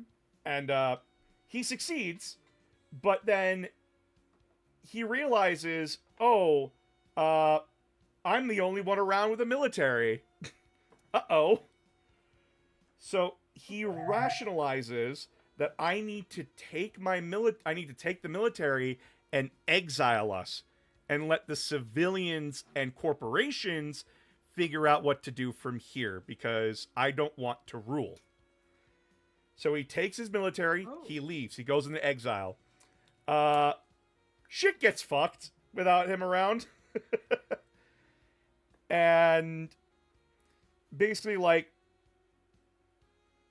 what we call the Inner Sphere turns into, like, tons of mercenary bands, like, fighting for corporations. Earth gets taken over by a religious institution called Comstar, who is basically like, evangelical Christians? Yeah. That, but now they're the phone company. They're the phone company? Yeah, Comstar owns the communications network all across the galaxy. Oh, that makes sense. Okay. Yeah. So if they want something, they're gonna force it on you, whether you like it or not. And all the Inner Sphere gets, like, diced up into 5 sections owned by, like, these great houses. Like House Merrick, House Steiner, House Yao, all that kind of stuff. Okay, very Necromunda-like. Oh, it's very Necromunda. And then, centuries pass. And you remember the exiled military? Yeah. So they didn't just, like, go off and die off in the corner. Alexander Kerensky's son took over and turned that military into a cult of personality called the clans. And he made the Inner Sphere... They sound very pleasant. Oh, they're a bunch of fucking super soldier eugenicists. It's hilarious. So pleasant. And Alexander Kerensky's son basically made the promise that the clans should go back to the Inner Sphere and take it over eventually, because the Inner Sphere is basically Eden. And remember, chat, I just told you, the Inner Sphere is currently a hell zone controlled by multiple different corporations, 5 great houses, and essentially Catholic Telecom. Nothing about it is Eden, but the clans don't know that. And so this leads to a conflict called the Clan Invasion, where the clans invade the Inner Sphere, and it's a great time. And the new MechWarrior games are covering it, and it's so fun. Wait, there are MechWarrior games? Yeah. Right now the game's currently... Yeah, it's called MechWarrior 5, and there's 2 versions. There's MechWarrior 5 Mercenaries and MechWarrior 5 Clans, which tell the 2 different perspectives.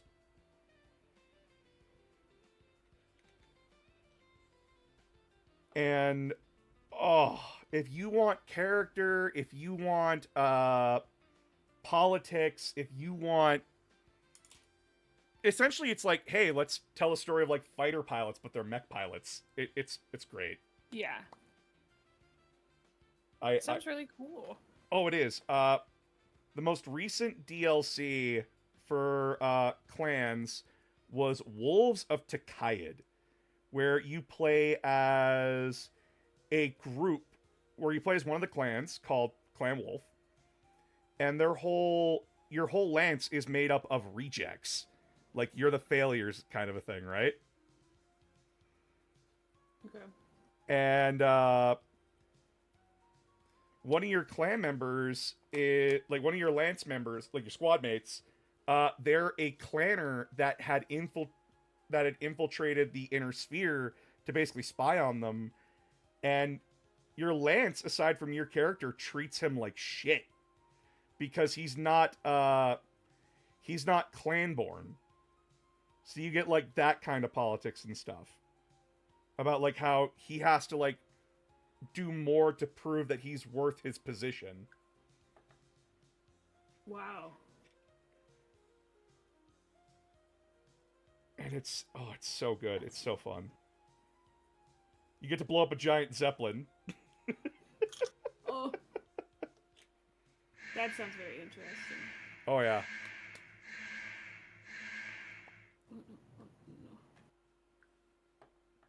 Also, there's speaking of like sexy things that happen, because like there is,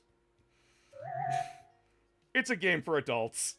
There's a funny thing because your character you play as, she's dating the guy who's getting like the rough end of the stick, essentially, and he gets back from a mission deployment, and you're just like, oh well, I've been waiting for you here. Oh, why have you been waiting for me? Oh, you know, because I have an hour. Oh, not a lot of privacy on the base. Well, you know, my mech's being serviced right now. Would we even fit? We'll make it work. Oh my god, my mech's being serviced right now. They're gonna fuck in the cockpit, chat. Dude. Oh, we're building the orc stompa. That's crazy. And I'm painting Vitrix. Wait, what's the like format of the game? Have you mentioned that? The tabletop game is a hex-based system. So you move on a hex-based sorry, grid. the video game. Oh, the video game. Third person or Yeah. first person shooter. Oh, okay. Where like you drive a mech around. It's a great time. If you like playing games like giant robots that like fire lasers at each other, you're gonna love it. I don't know if I've ever really played a game like that. Although, oh my god, no, that's gonna stick to my hand. Oh fuck. Uh-oh. I am planning on playing Titanfall 2. Isn't that a mech game? Yeah, it's a mech game. You'll get the same idea playing Titanfall. I just like Well, Bricky seems to like it, and I was like, well, I'm always looking for more games, so why not?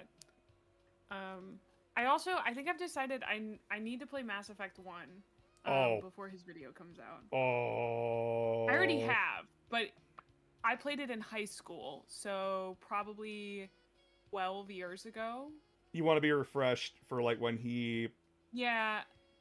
I want to have my opinion down so that my opinion of Mass Effect is not heavily influenced by his video, because if I watch like a video essay, a lot of times I'll just be like, like I'll take it in, but I won't examine it super critically, and I want to have a solidified opinion before I watch the video, because I don't want to watch it and then like get into chat and be like, yeah, I just agreed with everything that he said. Which like that may be true, but I'd like to know why I agree with it, you know? Yeah, totally fair. I recently replayed them last year on my own because I'm weird. I don't like playing RPGs on stream. I like to play them by myself because like I like to take my time. Yeah. And sorry, chat, I love you. I don't like backseat gaming. it happens. And right now my brain goes, I like Mass Effect 1. I thought Mass Effect 2 was great. Mass Effect 3 isn't as bad as people make it out to be. It's not perfect, but it's not as bad as people make it out to be.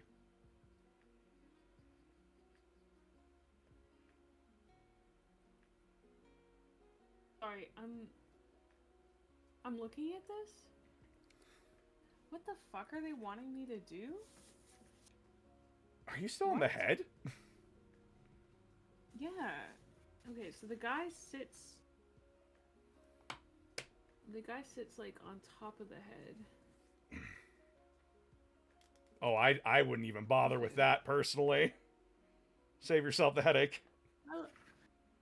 I like the guy sitting on top of the head. Let's look at him. All right. Let's see if he's hard to build.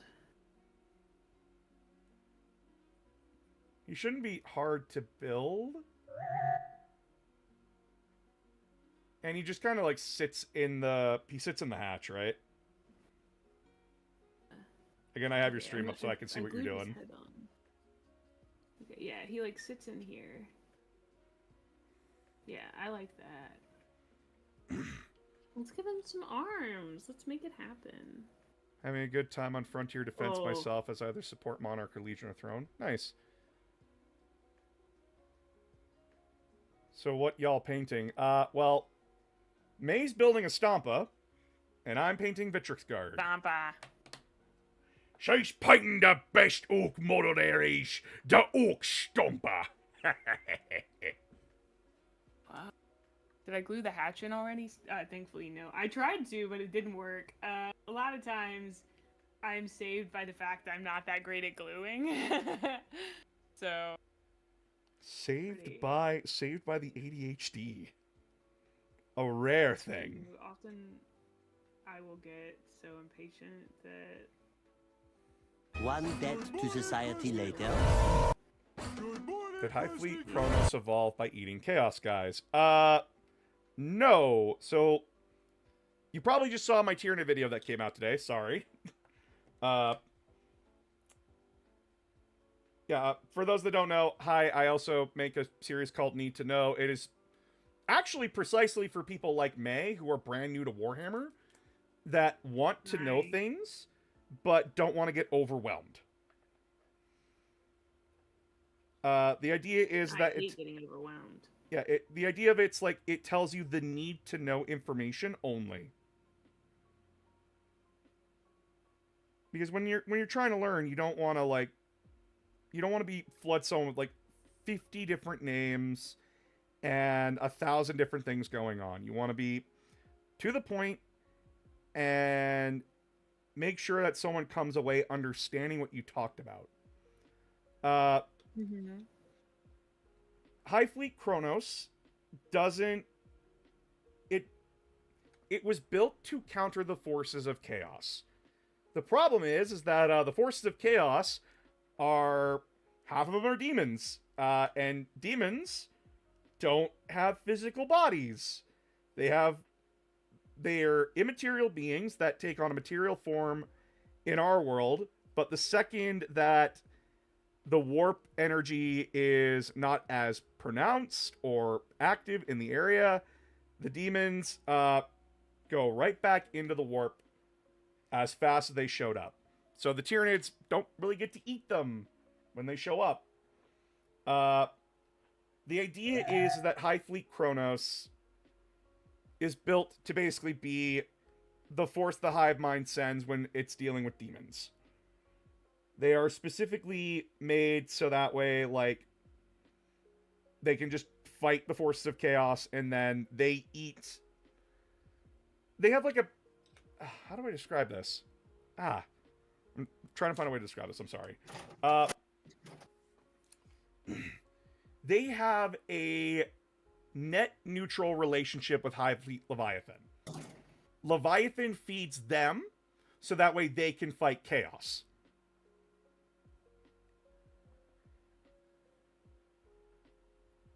What's a Hive Fleet? What's a Hive Fleet? Yeah. A Hive Fleet is a designation we give the Imperium, at least, gives to the Tyranids they run into. Every fleet that we know of is a splinter fleet of the main fleet that's coming to the galaxy. But each Hive Fleet is like their own chapter of like Space Marines, to sum it up. They all do like their own unique, interesting things. So like Leviathan, they focus on creatures that are synaptic. They're masters of like synapse links. Behemoth, which was the first Tyranid Hive Fleet, focuses on close range bugs and berserkers. Whereas like Hive Fleet Kraken is like we're the more stealthy guys. We like to do subterfuge kind of a thing. We like to like infiltrate and get on and like sneak around you.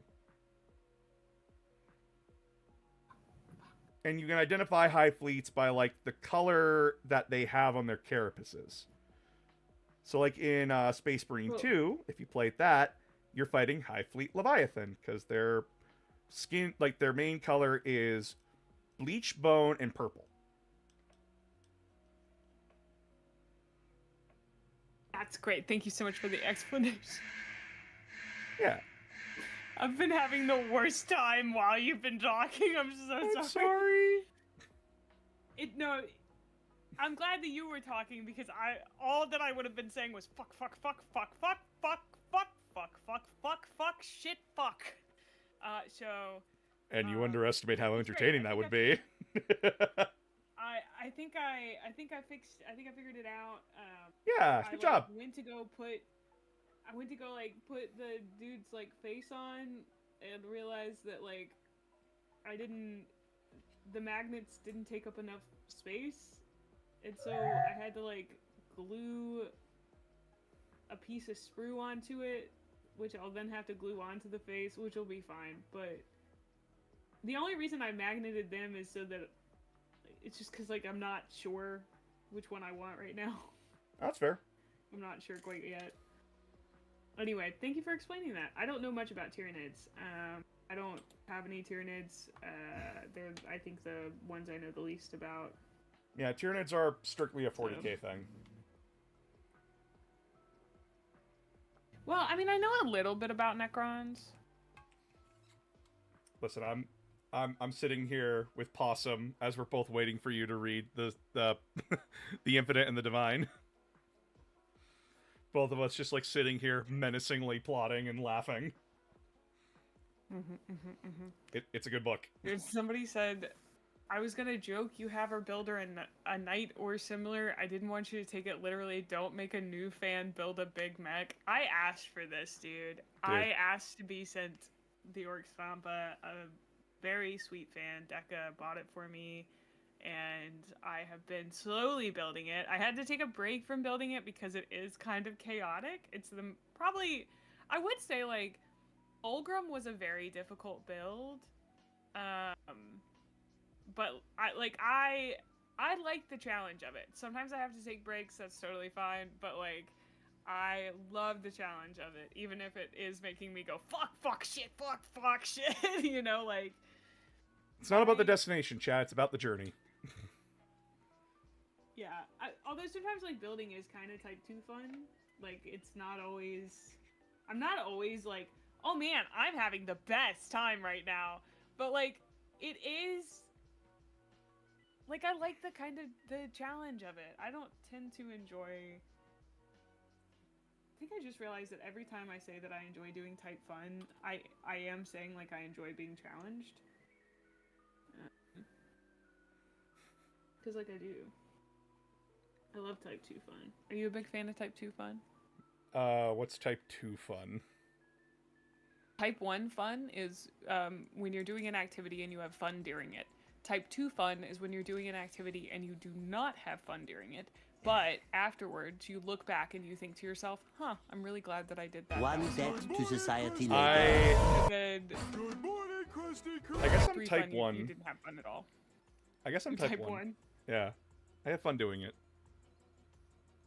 A lot of my hobbies are type 2 fun. Climbing is like ultimate type 2 fun. It is often grueling and intense, but like there's something about it. There's something about the call of the rock, baby. You can't resist it. You know? Wait, there's types of fun? Yes, there are types of fun.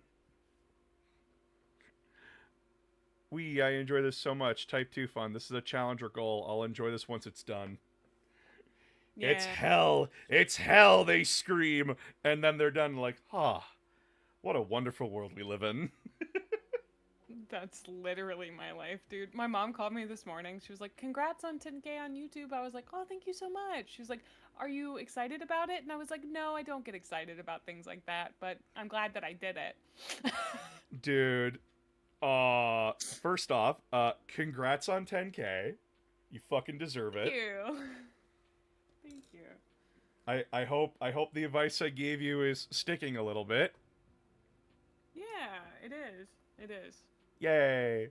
I am the same way. I got to 50K, I got to 50K, and I'm sitting here like, how do I respond to You this? got to 50K? Yeah. Congrats! Dude, Yeah. last time I checked, you were at like 43. I know. It spiked randomly, and I'm like, what happened? Wow. What are we doing here? What's going on? It's because you're making good content, dude. I Oh, I was gonna ask, do you plan on making like stuff about things that aren't Warhammer? Like, do you plan on expanding? looks at the channel. In what way do you mean? Like, I guess, do you ever see yourself doing lore analysis on, say, like Mega Man? You mentioned that earlier. I you know, want to. or- I want to. Yeah. Uh, I wonder if you might benefit from doing something similar to like what Bricky did, where he has like episode 2, although like he technically has expanded past it, but there's there's something to be said for like the like amount. I don't know, you may hit a size with Warhammer where you could do anything and it would still do well. You know what I mean? Oh yeah, I did Halo. I'm actually doing a review series on Halo. It doesn't. Oh, I didn't know that. Yeah, not a lot of people do. And I don't do it because I know it's going to do well. I do it because I want to. Yeah. And I'm the kind of person where I want to understand why something turned out the way it did. Why is Halo 5 seen as a failure? Why is, like, what happened here? Why is Fire Warrior a fucking mess? I want to know those things. So that way, I have a better understanding of why this thing exists. And if I need to be mad, who should I be mad at? Not blanket mad at everybody. If it's a specific group's fault, I want to be correct. I want to be correctly angry about it, yeah. Because I see so many people who are just like, they're angry for angry's sake. They're not angry at the right thing for the right reason. and that's why I do reviews. Yeah. I feel like I just realized, like, Man, I just want to play so many video games. I want to do video game reviews. I thought about this morning. But, like, technically, I don't think I've ever done one. And, like, I did a RimWorld review, and it was basically, like, hey, RimWorld's kind of a barren game. And the problem was, like, the fandom is very much like, yeah, well, just buy the DLCs for it. But I mean, like, everybody that had their head screwed on right agreed with me about it, and I was like, oh, okay, cool, this is like nice, I guess. But I haven't really finished any other games. Like, I'd love to do one on Space Marine 1, but the thing is, like, I don't want to examine Space Marine 1's story. I want to talk about the fact that I don't remember a single fucking thing that happened in Space Marine 1's story. Like, there was an Inquisitor ? Hey, chat.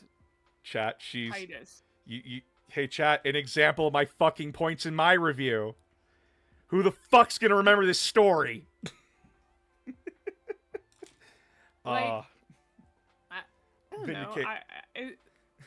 Especially as a new fan, like, I don't know. It was just like, I'm killing orcs. This is nice. I will say I was stoned for the first half of the game. So, like, maybe that contributed. But, like, I don't think it contributed that much. I just feel like in games like that, I often don't hear people when they talk in the game. Like, you know? Yeah, there's a lot of conversations you can miss in Space Marine 1. if you're not actively paying attention for it. But sorry, I just need to send this to you because thank you so much for proving my fucking point. Of course. I basically said, because I reviewed Warhammer 40k Space Marine, and I basically asked the question, was it that good?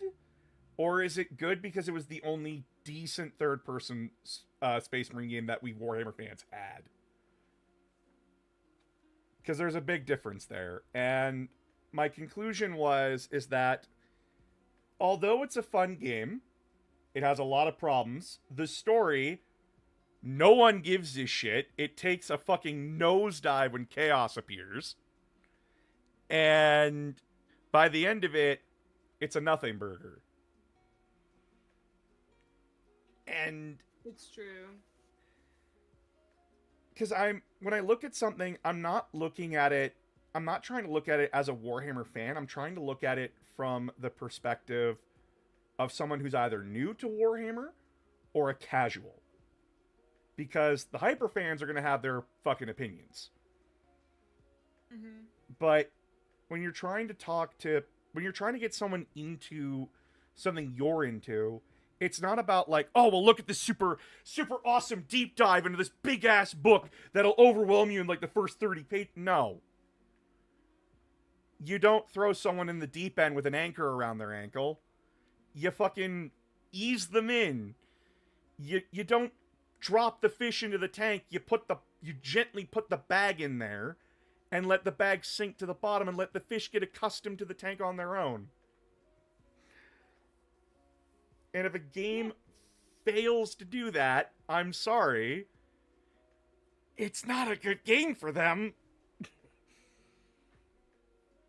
And this is somebody who has how many hours do I have in Space Marine 1?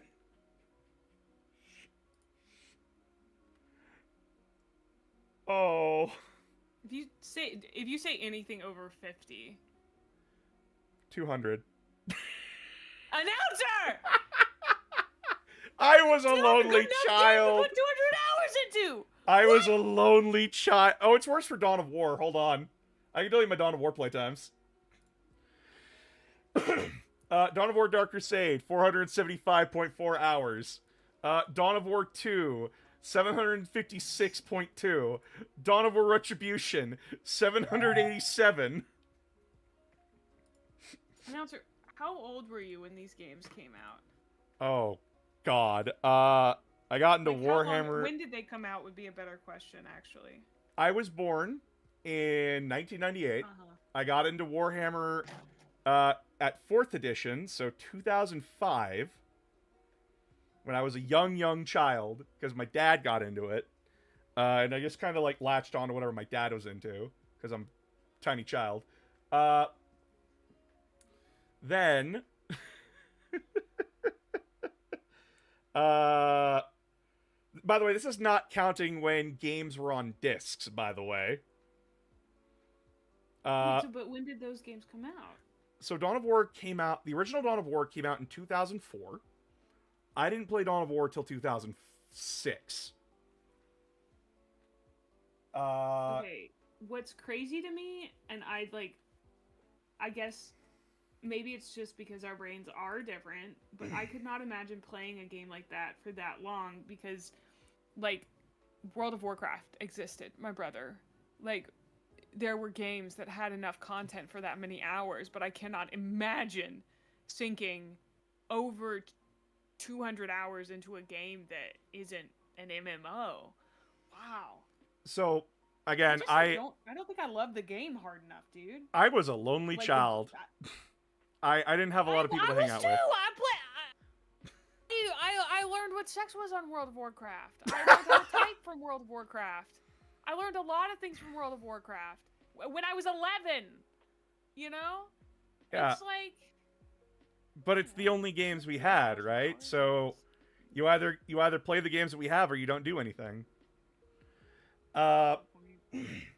Then, so I played the original releases like crazy. If it wasn't that, it was Halo. or Call of Duty. And then... Dude, I played so much Halo. Oh, dude, Halo's... Again, love Halo. Then Dawn of War 2 came out in 2007. With Chaos Rising coming out a year later. And then Retribution coming out in 2012. I started playing Dawn of War 2 in 2011 when I got my first PC, which was a laptop. And it just kind of went from there. And yeah, they're comfort games to me. I play them when like I'm feeling down. I get that, yeah. And then Dawn of I'm not War judging Definitive you. Edition. Please don't do that. And then Dawn of War Definitive Edition came out. I put 165.8 hours into it. And I'm still playing it. Oh, Chat, you could say I have problems. You're very fair in saying that. But, the game I have the most time in is Halo the MCC. Halo Master Chief Collection. I guess I should have thought about the fact those are strategy games. Like, at least Dawn of War is, I'm pretty sure. And then, because, like, don't ask me how many hours I spent on Age of Empires as a kid, because I have that shit on disc. Oh, yeah. Like, I still have that shit on disc. we all have games where we will, like, bend over fucking backwards for. Dude, Civ? Don't even talk to me about Civ. I'll lose everything I've ever known and loved to play Civ. Like, I don't play it very often, but love that shit. Also, can I say something about your model? Yeah, what's up? I love the little ghost. I love the little ghosty ghost. I love him. I He's thought cute. about switching to like to a PNG because like you can't see, I turn my head so much, but hopefully people like it enough. I'm getting a new model here soon. You are? Yeah. So, little bit of history about announcer games, chat. Yeah. Originally, I was a flesh streamer. Hello. And then I wanted to have, I wanted to be a VTuber. So then, because like, sometimes I don't like wearing pants. Fuck you. Oh. Let's just be honest about that. You don't know if me and May are wearing pants right now, and that's fun for I me. always wear pants. Oh. I don't know. I never wear. I always like. I don't wear a bra. That's I think the big difference. That's the one for me. Like I'm always gonna be wearing clothing, but I don't really ever wear a bra. So. Free the titty. That's one of the reasons I like it. Yeah. Yeah. Plus, like, I don't have a high opinion of my physical appearance. Because, you know, I'm still getting used to loving myself. It's a journey. It is a journey. Therapy has helped out a lot. But, so, the first design was a shy guy. And then no one resonated with the shy guy. And then I went back to the drawing board. And then I'm playing Mario Party with my wife, who was my girlfriend at the time. And then I play Monty Mole. And Monty Mole's victory dance just spoke to me. Him patting his belly. And then I talked to my friend Foxfire. She draws the character. I talked to another person. We rigged the model. And then, my PC started having issues. And in my haste, Oh no. to fix a problem that could not be fixed, I lost the model. Nobody else had a copy? No one else had a copy. By that point, I had long since fallen out of contact with my friend Foxfire, and the other person that rigged the model deleted their Discord account. Oh no. Yep. So I get stuck with just having a PNG of AG for a while, And then I meet my friend Lost in Spirals, and her group, and we're hanging out and talking together, and they're like, wait, you used to be like a VTuber? And I'm like, well, I still like to fashion myself as one on stream, but yeah, no, like, my model got deleted and everything, and I was stupid, I didn't back it up. And then, Coming Soon Entertainment, and, our other friend, Afro, as we like to call them, they looked at me and said, do you have a video of the model? And I'm like, well, there's probably like a stream of me somewhere that, like, I have it. They find it, and in the next hour, I have this new model. Well, there you go. And I'm like, what? What? Dude, you are literally 5 ovals in the shape of a pear.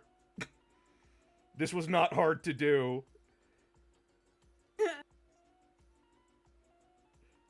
And now they're making my new model.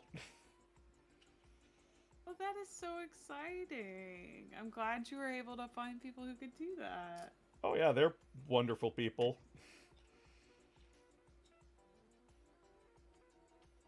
I feel like finding somebody that you resonate, like finding a persona that you resonate with is like super difficult. I'm getting a redesign done. Like I'm paying an artist for it and everything to hopefully become a giant stone monster woman. Probably not like a gargoyle, but Rock Lady. or a grotesque, which yeah, I'm thinking. I was very inspired by Jax, who is a gargoyle. She's a new VTuber that popped up, and I really loved her design. I was like, I know I've kind of always wanted to be a monster girl, but I wasn't really sure what kind of monster girl. And I don't think gargoyle quite fits me, but I like the idea of being some kind of statue or stone. And I think I want to be like a bell tower. Like I want to have a bell inside of my chest. Become mimic. And, Become a mimic. I don't think I want to be a mimic. That's fair. But a bell tower is like what I'm going for. I've seen some. I saw a like mimic girly pop design one time that looked really cool. But I think like being a giant woman, like. Specifically, my artist described it as, and then my artist messaged me and he was like, let's see, how did he say it? He went,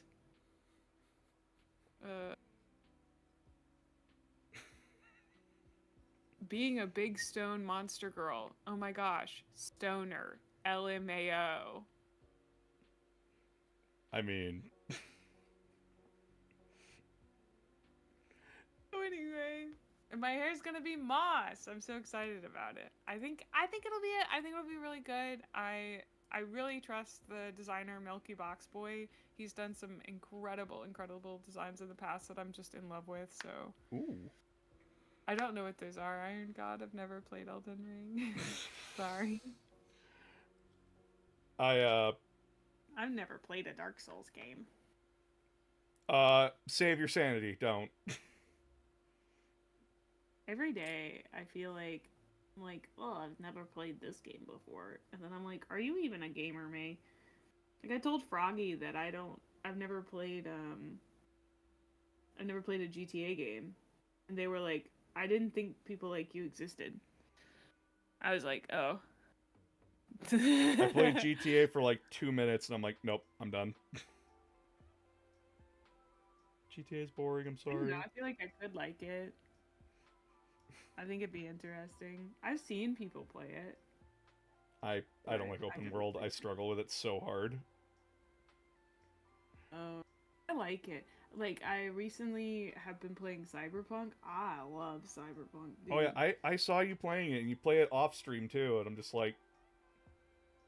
Yeah. You know what? I'm happy. I'm happy someone's enjoying it. Dude, it's so good.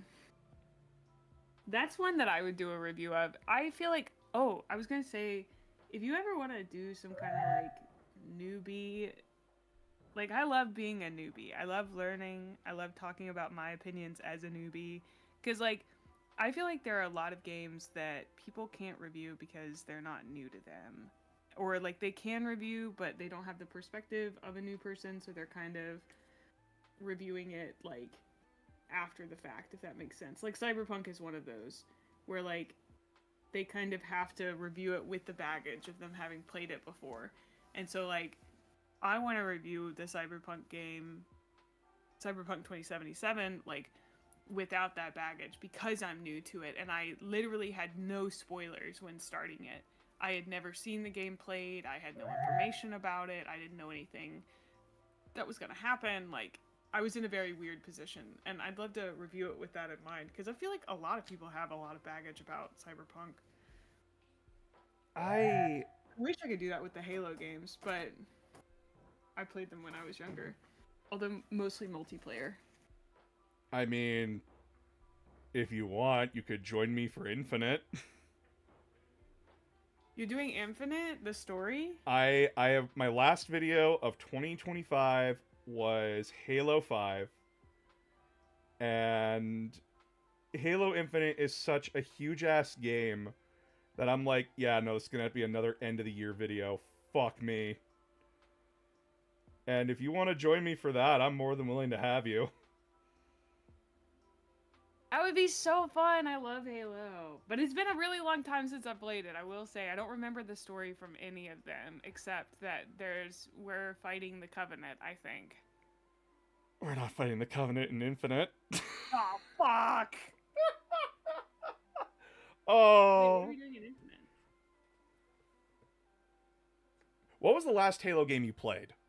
Off the top of your head. What do you remember? Okay. I remember that Cortana was glitchy. Halo 4. Okay. I just needed you. It's the state of Cortana that tells me what I need to know. Yeah, I was like, I think Cortana was glitchy, but I don't remember because I recently, like... Okay. This is when I was a sad vampire. So, do you care about spoilers? I would love... Here's the thing. I do want to play the Halo games through all the way. I want to play... If you need me to bang through 5 Halo games... Oh, girl, so I will play Halo with together, you on stream. I have done it with Spee. I have done it with Mitsuki. I will do it with you. Well, here's the thing. I want to play through the campaigns of Halo 1, 2, 3, and 4, and maybe, I guess, 5. I didn't even know there was a Halo 5. It was Xbox only. They've never released it for PC. Gross. Okay, so I guess I won't play Halo 5. But anyway, I want to play the first 4 campaigns. That's something I've been wanting to do for a while, because, like, I want to sit with the story in Halo. And I know that the story of Halo has probably been done to death by lore tubers or whatever, but... I don't know. I will happily play the Halo campaigns with you. I love playing through them with people. It's amazing. It's always a great experience. Well, we definitely should play Infinite together. Yes. Or, yeah, Infinite.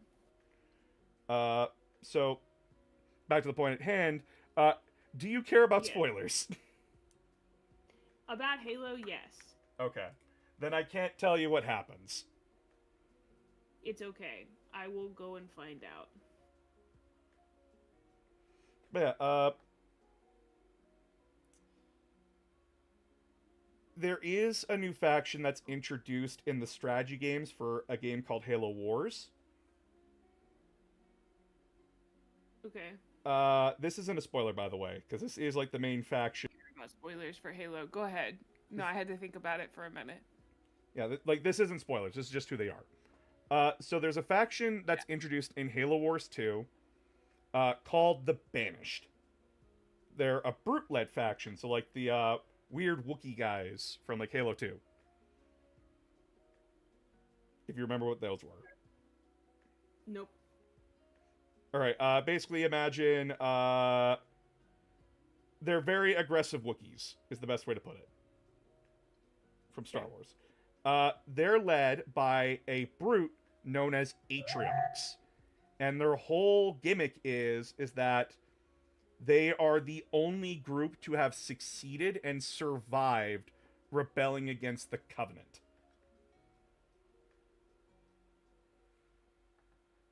And, like, all of their stuff is salvaged Covenant technology and vehicles.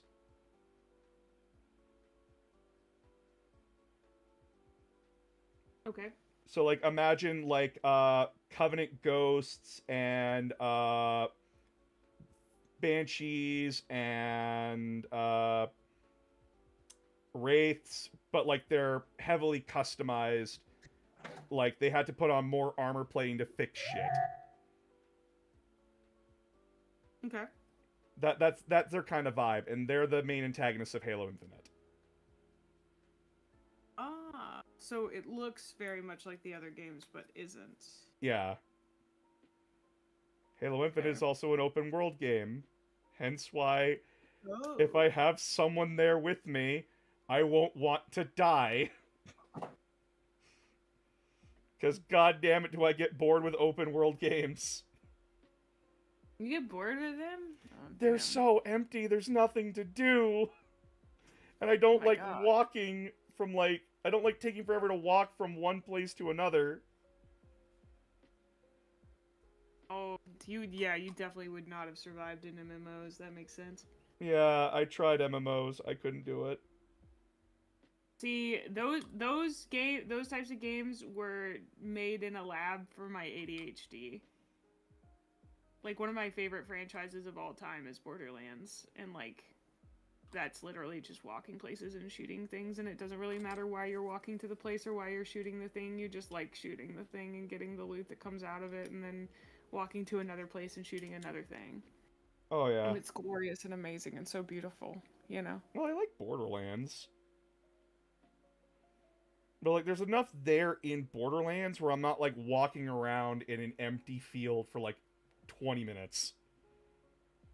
Like you have beef with a specific, there was a specific open world game that made you feel that you found Assassin's boring, Creed 3. And I'm gonna guess it's Witcher 3. What? Assassin's Creed 3. Aha, there we go. Found it. I used to love open world games. like- I played fucking Assassin's Creed all the way up to, like, the Ezio collection, and then I get to 3 and I'm like, this is boring as shit. Fuck the American frontier. This is boring. There's nothing to do. See, I have an Assassin's Creed tattoo despite the fact I've never played an Assassin's Creed game. What's the tattoo? Because it's also a quote from Chaos Magic, but most people know it as nothing is true, everything is permitted. Oh, It's the like an assassin FU motto. quote. Yeah. It's the Assassin's Creed. Yeah. But I mean, it specifically, like, it comes from older texts. And I got it done because I fuck with it heavily as, like, an idea. Yeah. It's a very Slaneshi phrase. And anyway, I've been meaning to play the Assassin's Creed games. The problem is there are just too many fucking video games, dude. Oh, dude. And, like, I like doing Warhammer stuff, but I also, like, I have a shit ton of video games that I want to play just so that I have the cultural knowledge of them to compare to other things and to talk about, you know? Oh, So yeah. I'm basically trying to do a drive-by of the best in each series. Like, I played the Hitman games. I didn't like them. They were not for me. I did not enjoy them. I gave them a go. So that's one franchise done and dusted. I bought the Dishonored series. I'm pretty sure I'm not gonna like it, but you know what? It's okay. I'm gonna give it a go. Gonna give it a real college try. Yeah. My wife liked them. The Dishonored games. Well, the Assassin's Creed, but Dishonored, I suck at stealth games. And, it's a miracle that I beat MGS5, honestly.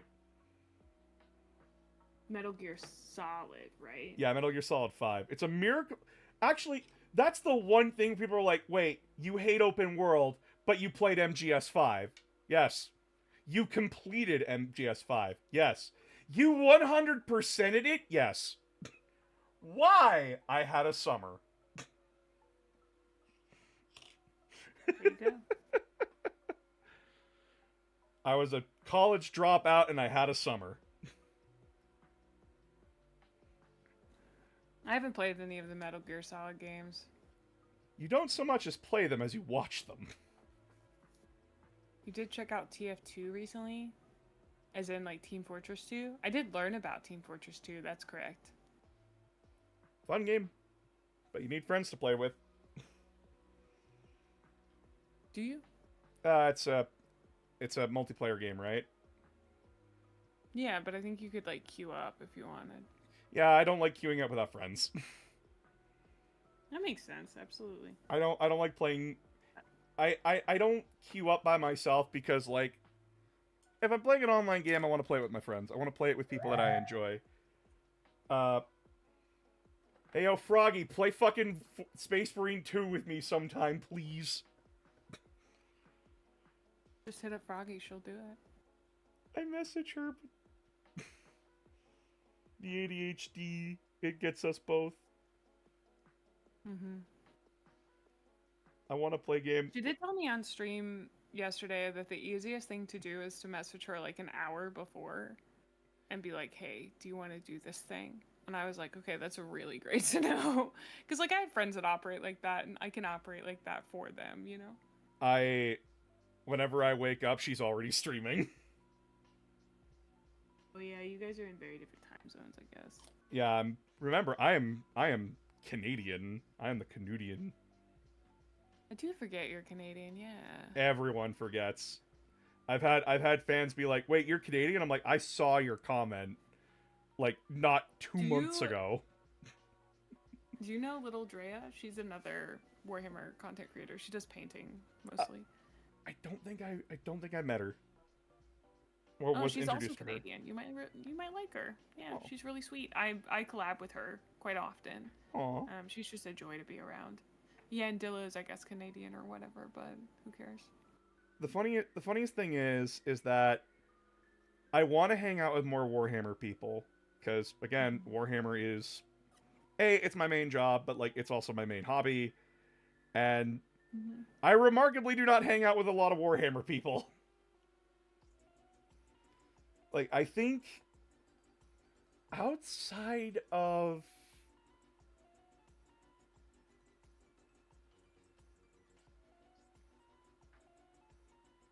Somebody asked if I know Aurelia. The answer is yes. I actually messaged her about a collab this morning. So, but I don't know the other person. Goomba. Gaijin Goomba. What were we gonna say? Yeah. I don't think I hung out with any other 40k person other than you and Froggy. Oops. I am remarkably Warhammer communityless. I feel like I have it very easy. I will say, like, because I stream on Twitch and because I had a pretty, I think the book reviews brought in a lot of people, like Warhammer content creators, because they saw that I was like interacting with the hobby in a very specific way, and they were like, "Oh, what's going on?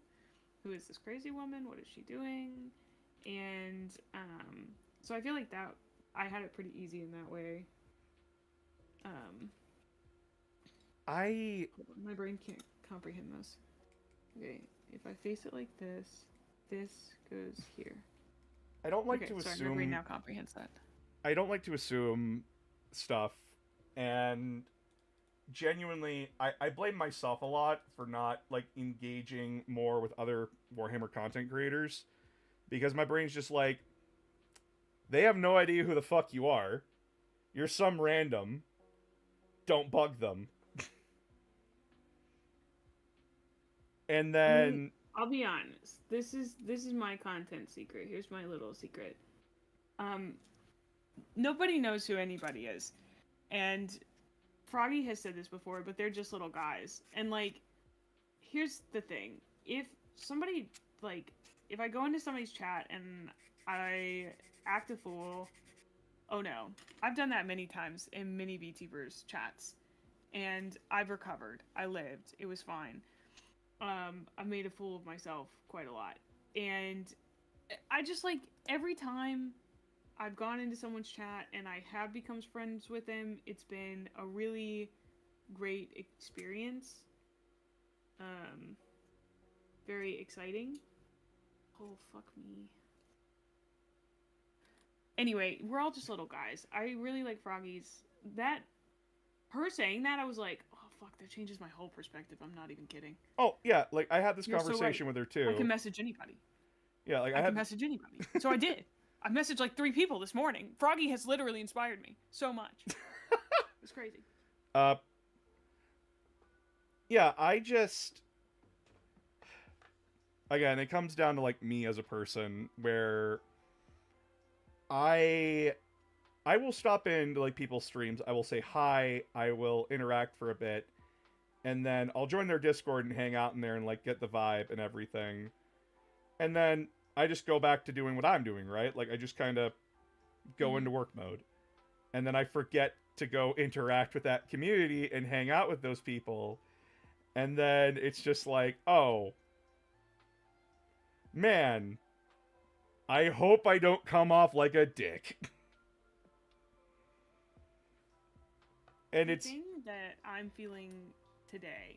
sorry for interrupting. No, you're good. I was going to say, the thing that I'm feeling today, and I may not feel this way tomorrow, is, like, I'm a likable person. Why wouldn't the person that I'm messaging like me? Like, they may not know me, but I'm trying to get to know them, and I'm trying to introduce them to me. Like, I think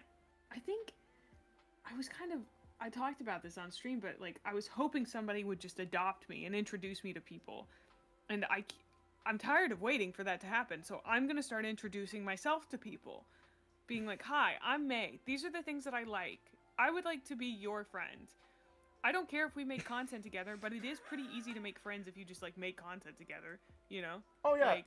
Like, I've done it before, like, with, Lost in Spirals, for example. Hanging out with her. I saw an artist that I like, named Penken. He basically was like, hey, come join me and my friend Spee as we play, like, this fucking game together. And I'm like, and for a penny. I joined the stream, and, from there, now, I'm friends with a Lamia girl. There you go. And the same thing happened with Mitsuki. I raided into one of her streams, and just kind of took off from there. I can do it. It's just, when I'm, like, in work mode, my brain doesn't like to socially interact with people. Because then my brain's like, I don't want this person thinking that I only want to hang out with them for clout. I'm always worried about that. But then I remember I'm not doing that. Like, of course I think you also have to separate the fact that, like, are you hanging out with them for content? Yes, but that's very different than the only reason I want to hang out with someone is because I want to make content with them or because they're bigger than me. Like, I legitimately feel like the VTubers that I reach out to are people that I share interests with and that I would at least enjoy having a conversation with. You know, like, that's the important thing for me, is, like, because if I show up here and the only thing we have in common, or, like, the only thing that connects us is that I'm jealous of this person, or, like, I want their numbers, or I want people to like me, that's not gonna make for good content, and it's not gonna, like, spark a friendship. I feel like if you're actually disingenuous, people can feel that. And I trust myself to know that's not the reason I'm reaching out. And if it is, I need to take a step back. And, like, I don't know. Like, yeah, I reach out to content creators that are bigger than me, but that's because oftentimes they're the people that are put in front of me most often because they're bigger than me. You know what I mean? Oh, yeah. I just need to get better at like talking and like reaching out. And I mean, you messaged me, so I'm gonna commend you and say you already did an amazing job. yeah, I reaching out to me. no, that was commend your community a little bit too, because like I said, I kind of do stealth mode in your community where I just kind of talk and people go, "Wait, you're that Gilliman guy," and I'm like, "Fuck, yeah, hi, it's me." In here, I'm just announcer. I'm not the Gilliman guy. I like talking Warhammer. And they're just like, "Why don't you like collab with May?" And I'm like, "Because I don't want to bug her." Please, people should bug me more. I'm so in my own head all the time. I care about myself so much because I'm so afraid that I'm taking up too much space and I'm doing this and I'm doing that. And I'm trying to think more about other people, but at the same time, like, Please hang out with me. It's oh my god. It's also so another thing about me. I want my friend group, my IRL friend group imploded back in 2023 after my wedding, mind you. Oh no. So that's kind of like damaged. After, I guess. It damaged my ability to like willingly walk into places and be like, "Hey, let's hang out." Yeah. Because when you're told, "Hey, we don't like you because you're autistic," to a friend group you've had since high school, that does something to a person.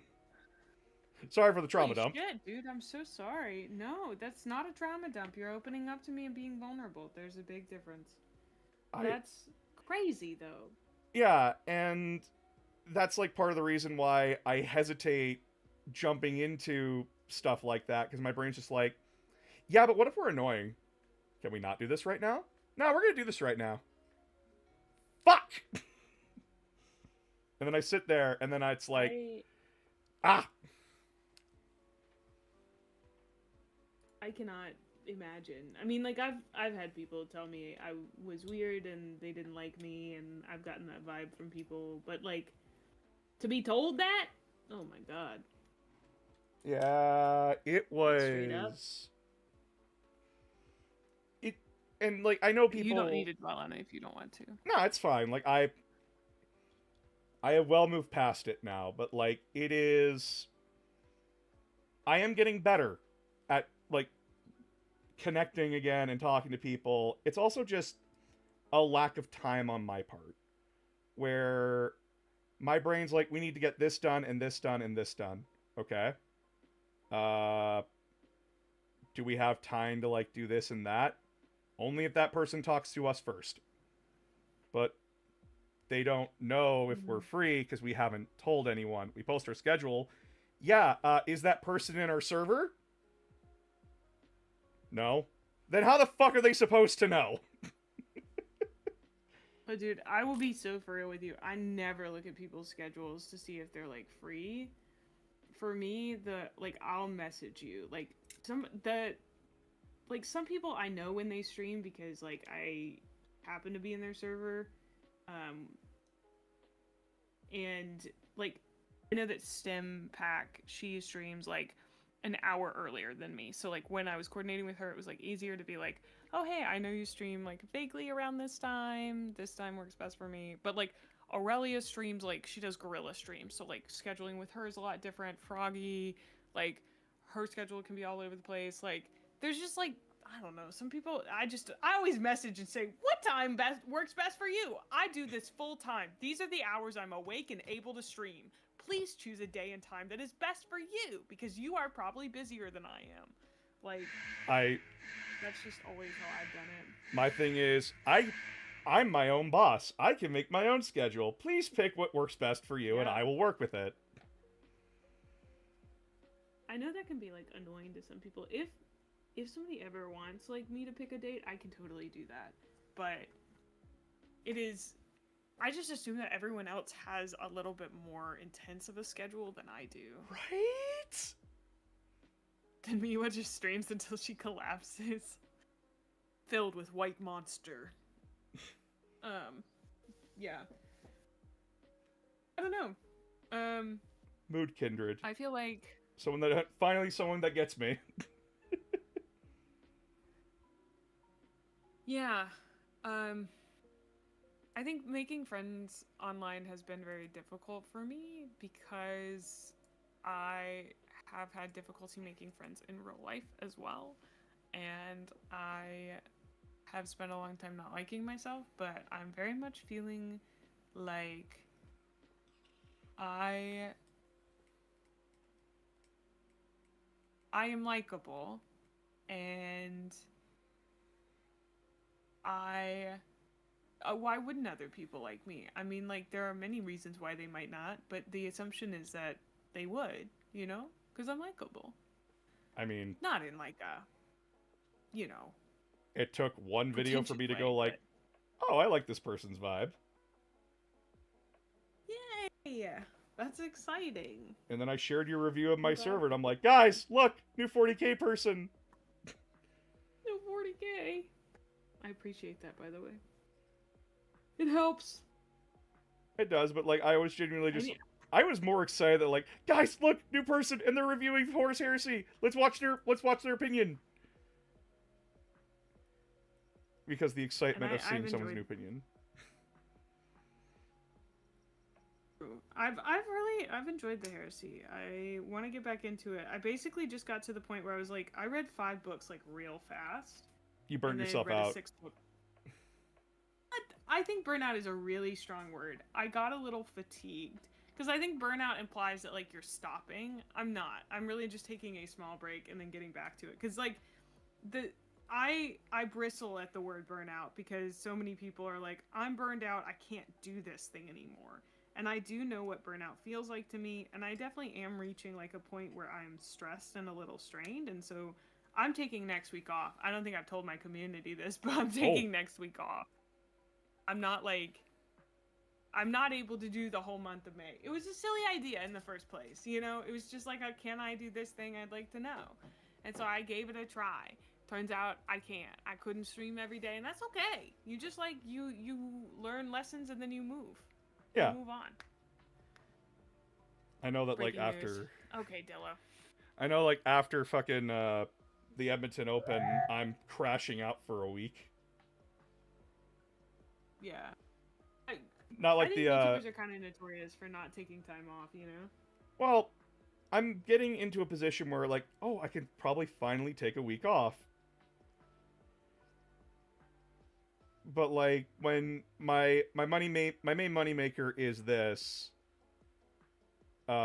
taking time off is not a luxury I can afford unless, like, someone donates a lot of money to me. Yeah. Dude, I like when I started doing YouTube, I'm building the orc stompa. When I started doing YouTube, I was like, oh, I wonder how much, like, YouTubers make. And then when I started getting paid, like, I am amazed by how much I make, and also I'm like, oh, this, like, wouldn't be enough if this was all that I did, you know? Mm-hmm. Like, it was very interesting to me to finally get that, like, true insider info. Oh, yeah. Like, I don't mind sharing that I personally make about $80 for a 25,000 view video. Like, I think a 30,000 view video would be about $100, maybe, roundabout. And, like, that's like a huge fucking video for me. Huge. So, you know, I make, like, maybe $300 a month. I think I made $150 last month, and I'm on track to make closer to $350 this month because it's been very good. But, like, you're not making, like, big bucks off YouTube most of the time. It's often, like, memberships and, like, super chats and stuff like that. So, you know, if you really enjoy announcers' content, you should think about getting a membership on announcers' channel. I have Patreon. I have a Patreon, actually. You should get a Patreon, too. You should go to Patreon. Would you... Follow announcer there. Would you like to know how much I made off of my most recent video? What video was it? It was Need to Know Reign of Iron. Yeah, give me the view count and then how much. 12.1k. And it's $83.86. That's just for my long form Reign of Iron. You made more? Yeah. Whoa! And then if we I go to mean- my most recent short, where Oh, you probably made like $4 off the short, I bet. let's take a look here. Analytics. 47.59. Really? And this Whoa! one has 216K. Okay.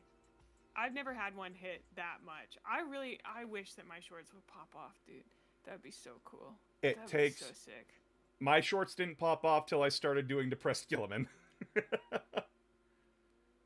Yeah, I don't really do skits. So like I don't know. All my skits are ad-libbed. I don't script them. I just kind of think of something and go from there. And I have a conversation with myself. Yeah, all of mine are clips from my stream. I hope that people see it and they go, "Wow, I'd love to hang out with May." So that's always what I'm hoping for. Listen, every time I can promote you, I do, because I'm just like, I like her videos. Someone go acknowledge this creature. Thank you. I appreciate it. I will say, like, I like the YouTube stuff that I do, but like my true like Passion is streaming. I love streaming. If that was all I had to do, my life would be so nice. If every day I came and I showed up and 4 days a week I played video games and 1 day a week I built and painted, like that would be the best job in the whole wide world. But I edit so much. I finally am getting an editor for 4 shorts a week, but I still edit 10 shorts a week. And like, I don't think people understand that like being a full-time content creator is like you do the thing you like for about 20% of the time. And then 80% of the time is doing stuff you don't really like all that much.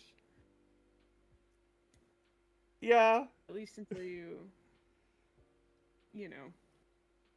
Maybe that's not true for you, but No, it's... how do I feel about Primarch slop? What is Primarch slop? Yeah, that's a new thing I haven't heard. What are we talking about here?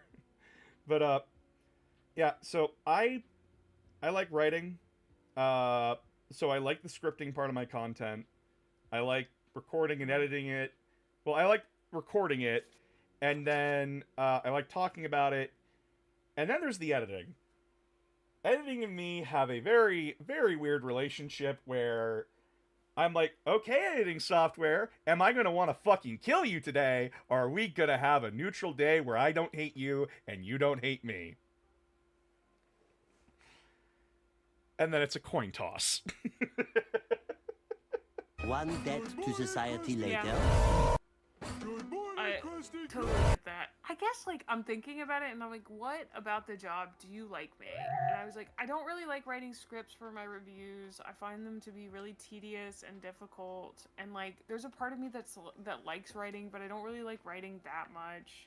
Like, I don't like writing nonfiction. And, like, I wish I did. I wish I could just spit my ideas out, like, unscripted. But I guess that's what stream is. Because I feel like I have really big opinions, and I like my opinions, and I like talking about them, but fuck, I do not like sitting down at a computer and, like, typing, and then, like, having to organize my thoughts. But I think that's, like, gotten harder and harder. I genuinely feel like I've gotten dumber over the last 6 months. It's crazy. Like, I feel like I cannot... Like, you know, Primarchs coming back and making the setting less grimdark and showing up in every game at the LGS, so you've got to prep to strip a stupid Primarch with AT weapons. Hey, buddy, I'm gonna, just real quick, before I ban you, cheer the fuck up about the hobby that you supposedly love. Thank you. Oh. Anyway. Holy shit. I'm sorry. It's fine to complain about your hobby, but if you're gonna be, like, a doomer about it, shut the fuck up. I know I'm new here, but, like, nobody wants to hear you complain about it like that. Like, I don't know. I feel like there's acceptable ways to complain about it. Dude. Maybe you have a different opinion. Maybe Oh, I'm straight up the person. I don't ban them, but I do go like, then why are you here? If you don't like it, why are you playing? I don't want to argue with them. I'll be so real with you. I'm a confrontational person. I am someone that will look someone dead in the eye and go, you want to fucking repeat that? Because I take no shit, right? And that's just me. Yeah. And I try to keep it to myself, and I think that's like kind of the reason why like people don't want to reach out to me is because they know that I am someone that will do that. And they don't it's not the fact that like, oh, we don't hate him, it's just like he's got a confrontational vibe and I don't want to vibe with that. I'm like, that's fair. That's more than fair. When it comes to Someone asked, is it considered a faux pas to print the miniatures? And I just, I want to address that real quick, which is absolutely not print all the miniatures. It's not a faux pas to print There's miniatures. like, yeah. There's like some Warhammer store stuff, I believe, but I don't think none of your friends are gonna care if that's you're playing, like, with your friends. Yeah, like, if you're playing a fun game, no one gives a shit. If you're playing a competitive game, the TOs are gonna look at you and go, we need you to send pictures of the models that you printed and make sure, like, you've measured and everything so they're the proper size and that bolters look like fucking bolters. But otherwise, you're fine. That's where that goes. No, I don't like it when people are just being such a doomer about the hobby. Like, if you don't like it, leave. Yeah, it's... I think you're very correct. Yeah, because I'm like, why are you here? Why are you here if you're miserable? Well, like, the universe doesn't move forward. It is moving forward, you're just not paying attention. Like, I think it's totally valid to complain about the hobby sometimes. Absolutely. But I think that there truly is a way to complain where it's like, oh man, I feel like the introduction of Primarchs to the game, like the number of Primarchs that there are in the 40k like tabletop game has kind of diminished it for me. That's a totally valid way to do it. But to be like, well, every time I do it, I have to do this Primarch slap. Like, I don't know. What is the word? Chat, please tell me what I'm thinking. Can you tell me what I'm thinking? Can you put the thing that I'm thinking into words for me? I can't quite get there. It's like doomer? Slop? I don't know. I think my brain's about to die. Negative Nancy is the word I would use. Negative Nancy. Oh my god, that's so true. I mean, you can complain without being a negative Nancy. There's critique and then there's mindless bitching. Yeah. And sometimes you can mindless bitch, but don't do it in a random VTuber's, like, chat.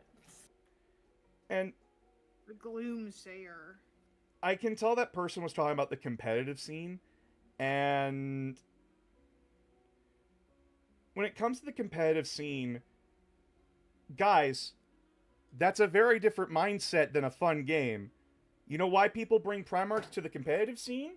Because Primarchs are good, except right now Primarchs are shit, so I have no idea what the fuck that person was talking about. No one brings Lionel, no one brings Gilliman, and God forbid anybody bring Magnus, Mortarion, Angron, or Fulgrim. If I'm bringing Fulgrim, I'm not there to win, I'm there to fuck about and be funny. Because funny Snake Man is hilarious. It's not about being funny! It's because he's very cool, okay? He's a cool Primarch. He's really great, and I love him. Don't make fun of him. Oh no, like, I love Fulgrim. I love that he's a little shit. He's a very... Once you get to Angel Exterminatus, if you get to Angel Exterminatus, you'll understand what I mean. Yeah, I don't know how many of the Horus Heresy books I'm gonna read, dude. Like... Don't read all of them. For the love of God, don't read all of them. Don't do what I did. That's never really been my plan. Good. My plan has always been to kind of skip around, but the more I like read 40k, I'm like, oh, I like 40k more. But the more I'm also like, I think I would read way more of these books if I wasn't doing reviews of them. Like, I have got to come up with some way reviews will work with my brain, because the pressure of having to write the review is like actually crippling. I don't really know what to do about that. Would you like some advice on that and how I'm doing it? Sure, but also keep in mind we do have different brains, so if I immediately go, that's not gonna work, you know? Yeah, genuinely? I'm happy to listen. Only review the books that you want to talk about. Well, that's the thing. I wanted to talk about Eisenhorn so much, but it took me, I think, literally a week and a half to write the review. Every time I thought about sitting down and doing it, I was like, this sucks and I hate it. And like, I don't want to do it. Mm-hmm. And if but you I sit wanted down, to talk about it. If you sit down with the mindset of, I don't want to fucking write this out, don't. Turn it into a stream. Yeah, I guess people, like, I did that with one of them, and people were okay with it. I guess I should just, but I guess I feel like it's not good enough, because it's not written. And maybe I should just get over it, and just do, basically, overly opinionated autistic reviews off the dome, you know? May, I'm gonna fill you in on something that a lot of your fans say in your Discord server. They are here for you. They are here for you. They love your autistic yelling. Please do more of it. That can't be true. No, that couldn't be true. That couldn't be it. I mean, okay, yes. I would, but also I want to do in-depth, I guess I've thought about this before, that I should just make an outline. Because, like, I want to talk about Cyberpunk 2077. I want to talk about it. I don't know quite what I want to say about it, other than I love it. It makes me feral. It makes me want to go. Makes you feral. It makes me want to, like, live in it and bathe in it. And, like, I want to bask in the glow, and, like, I want to wrap myself in Cyberpunk 2077, and I want to lick it, and I want to eat it, and I don't even know how to describe it, you know? Oh.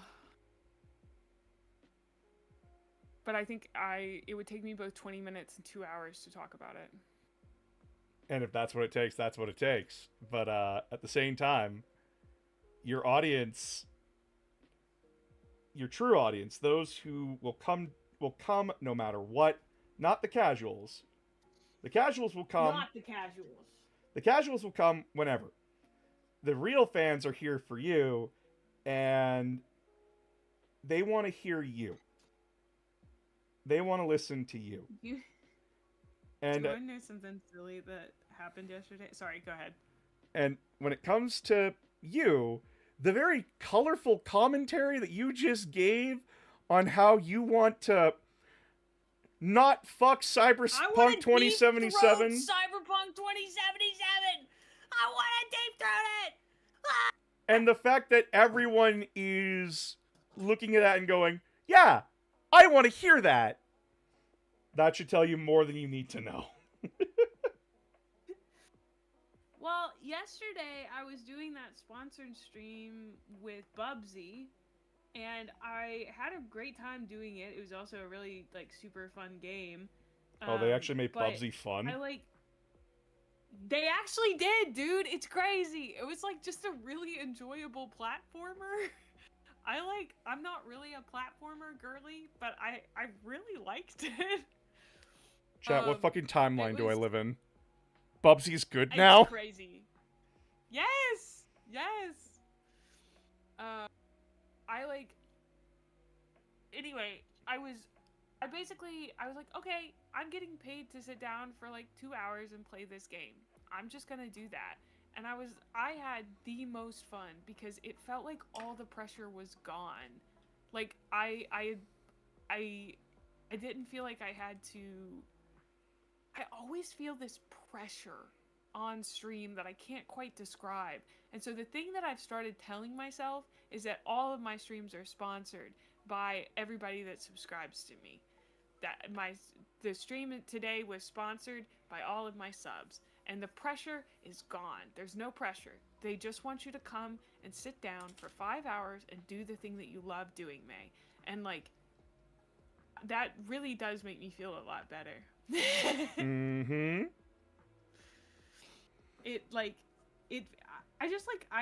I hadn't quite noticed that the pressure was building all the time, and then I felt it lift when I was Bubsy, you know? Mm-hmm.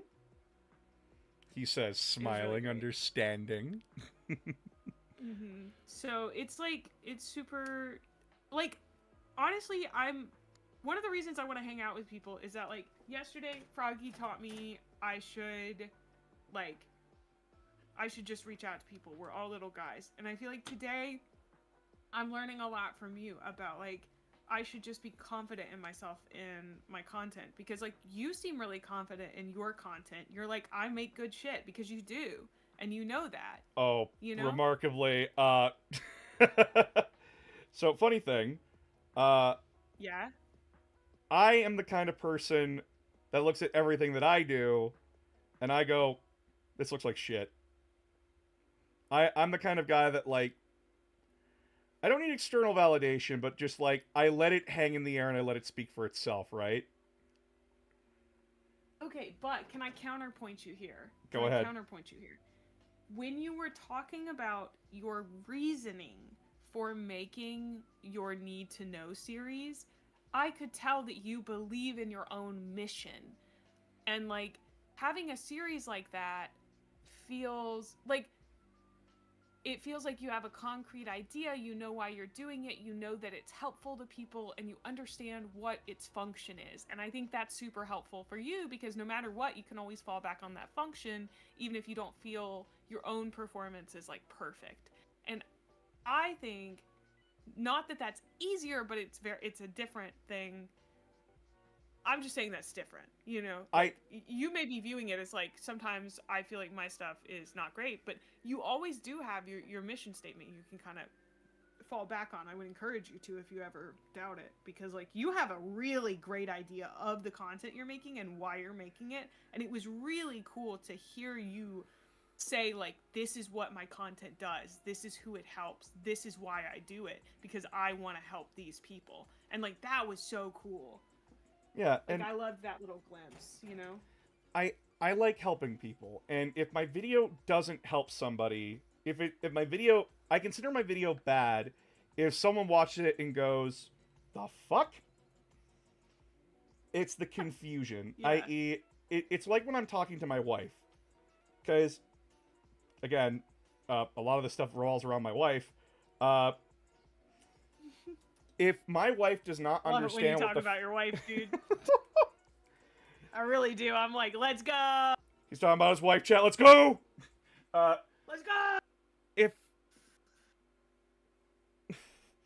If my wife cannot understand what the fuck I'm talking about, then I have failed in my job of trying to sell them or trying to, like, get them to understand what the fuck I'm talking about.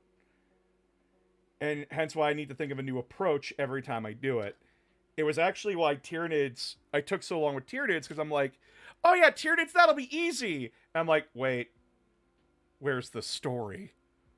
Where's the relatable characters? Who do I talk about? Because the Tyranids are a faction... Oh god, the agony! Because the Tyranids are a faction that don't have any other goal aside devour. How do you talk about them in a way that makes them interesting or cool? And it's just, fuck. And then, okay, well then... Yeah. Go ahead. Well, I was gonna say, I know you put out your Tyranid video already, yeah? Yeah, I did. It's out today. Yeah, I know you already put it out, but, like, have you considered maybe, like, the story of the Tyranids is just, ouchie, my tummy hungry? I actually... Have you ever considered that? I did. I considered an April Fool's Day video where it's just like, they eat shit. They hungry little guys. Insert the nematodes from SpongeBob. Incredible. I'm glad you thought about that, though. That's good. And then, I think about a lot. Like, another one was where I was like, I could do, like, the life... I could do, like, the, a David Attenborough, here we find the humble hive fleet, simply wandering the galaxy, preparing for their next meal. I like that.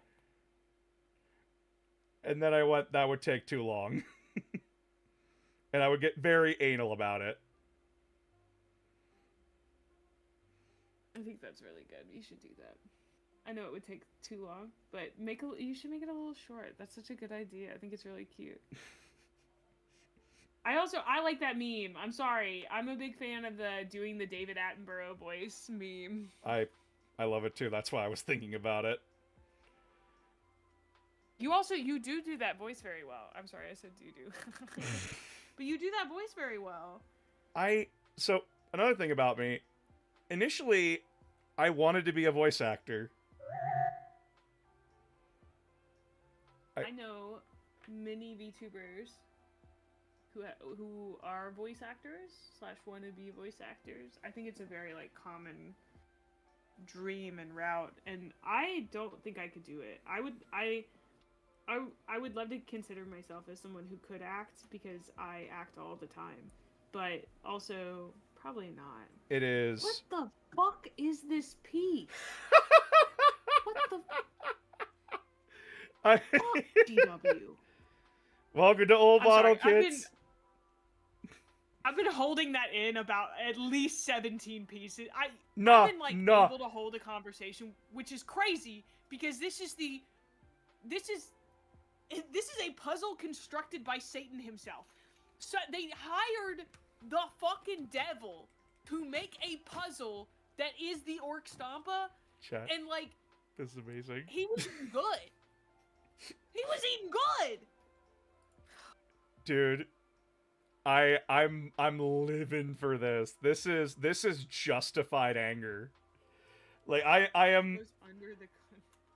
I am living vicariously through you, remembering how painful it was to build Big Chungus. Okay, but it shows on here. I guess I shouldn't fucking look at this, dude. I shouldn't fucking. This is a lie. This lies. This lies. It was under the gun barrel, like here. But yeah, so I wanted to be a voice actor. No, I you're nah. Pop off, Queen. Pop off, Queen. It boiled over. Okay, go ahead. If you need to wanna pop voice off, act? pop off. Yeah. I wanted to voice act, and then I learned to my utter sadness that all the major voice acting stuff is nowhere where I live. And if you want to do voice acting, all these big studios don't give a shit if you're remote. They want you in person. For some fucking reason, we have all the technology in the world that lets us communicate over long distances, and they're like, nah, bitch. We want you in the studio. And only if you make it past an interview. Okay. The interview I understand. The distance I don't yet. So from there, it's all about like getting close enough to the job that you want, but being happy with where you end up. So long as it's not miserable. Yeah. And what is a voice actor at the end of the day? Well, they're a content creator. They help create content. And I am doing acting. I'm doing my little shorts. I do my reviews. I do my need to knows. I put on voices when I want to. If it's talking about a faction, I've been putting the faction quotes in there. And the most recent ones, which was Custodes. Which ones were me, actually? Because I know I did the Tyranid one. Because I was playing Tigurius, and I'm like, it's an Ultramarine, fuck you, it's mine. Mm-hmm. But it's also a great way for me to collab.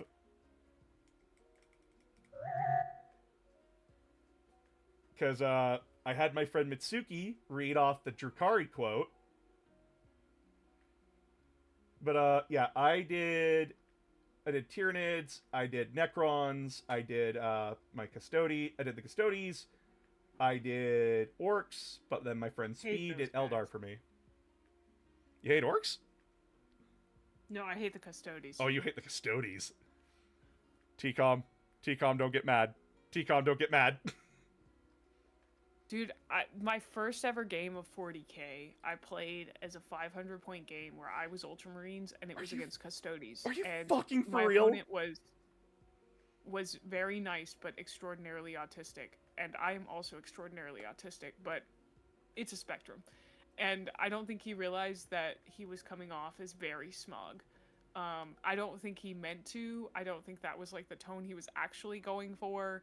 but I think he was very happy that he was winning his first 40k game. No. And I was very sad that I was losing my first 40k game, and it was only in bold saves for about 4 hours.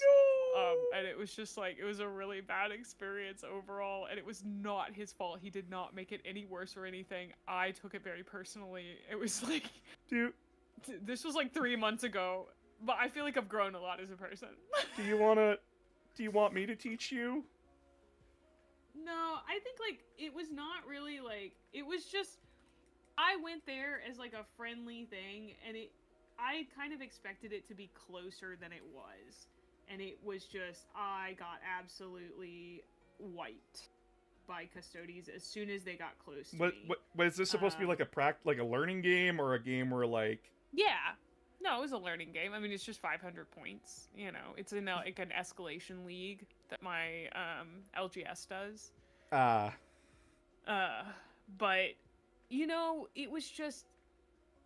I also there were a few practices in 40k that I wasn't used to and just like didn't like very much, such as the other person telling me what they were doing every time. I know it's best practice. The reason Sigmund, I totally understood why they brought Custodes. They were also new. They basically said, hey, I don't have a lot of money to spend on Warhammer. Custodes are the cheapest for me to start with. That's why I started with them. I also like that they hit really hard and you don't need very many of them. And I was like, totally makes sense. I brought Ultramarines because I was gifted a box set, and like, I'm extraordinarily lucky. I'm very privileged. I can choose what to do. Well, for units, so we were starting with like the 500 points, so I think it was very easy for them to get 500 points of Custodes. Yeah, it's like 2 squads and a leader, I think, or like 1 squad and a leader. Yeah, it was a very small amount to bring. So, and no, like, chat, a squad of Custodes is like 3 models minimum. So it was just like I totally understood why we were in the situation that we were in, but at the same time I was like,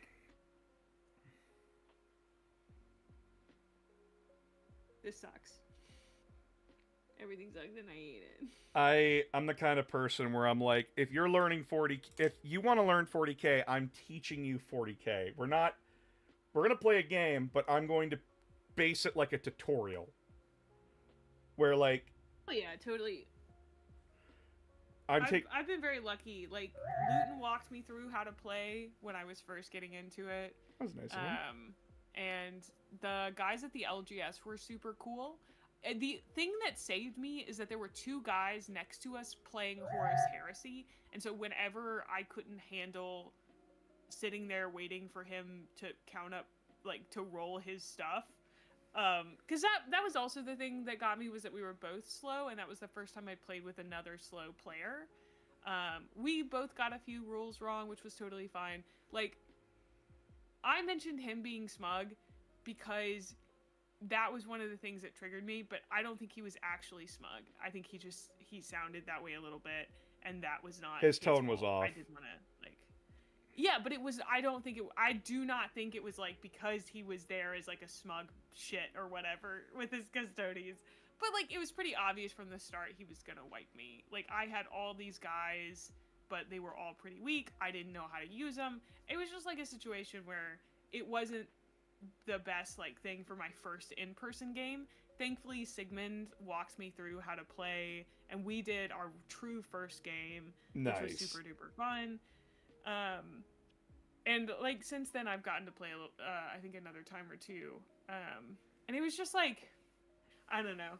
It was an interesting experience. It didn't turn me off from the tabletop game. The main thing is that I don't know enough about it for it to go fast, and I have to play it a bunch for me to get better. But I don't have like 4 to 5 hours to spare every week to try it out again and like get faster. So like, you know, I'm in a weird spot with it, you know? Oh yeah, and with the new edition coming out, everyone's like, we're done with 10th, 11th's coming. We only want to focus on what's coming out for 11th. And I'm like, that's fair. Plus, like, 11th will allow tons of new people to hop on board and start playing the game and see if they actually want to get invested. At least in the tabletop game. Yeah. I Because... don't know, I feel like I could make the case that almost anyone should read the books, but... Well, yeah, because, like, books are universal, right? Yeah, pretty much. The tabletop game, however, is a different beast altogether, and... yeah, that price point is gonna... it's... If you're playing a tabletop game, you want to get your every bang for your buck, right? Mm-hmm. And you don't want to spend $100 on models if you're... you don't want to spend $100 on models if you're not invested in the game. Or at least in the hobby. Yep. So, like... oh, God. I know, like, when 11th edition comes out, I'm going to be playing, like, several practice games. And then I'm going to be making a video for it where I'm like, this is 11th edition, this is how it's played, these are the rules. And I'm going to do, like, a whole video walking people step by step through it.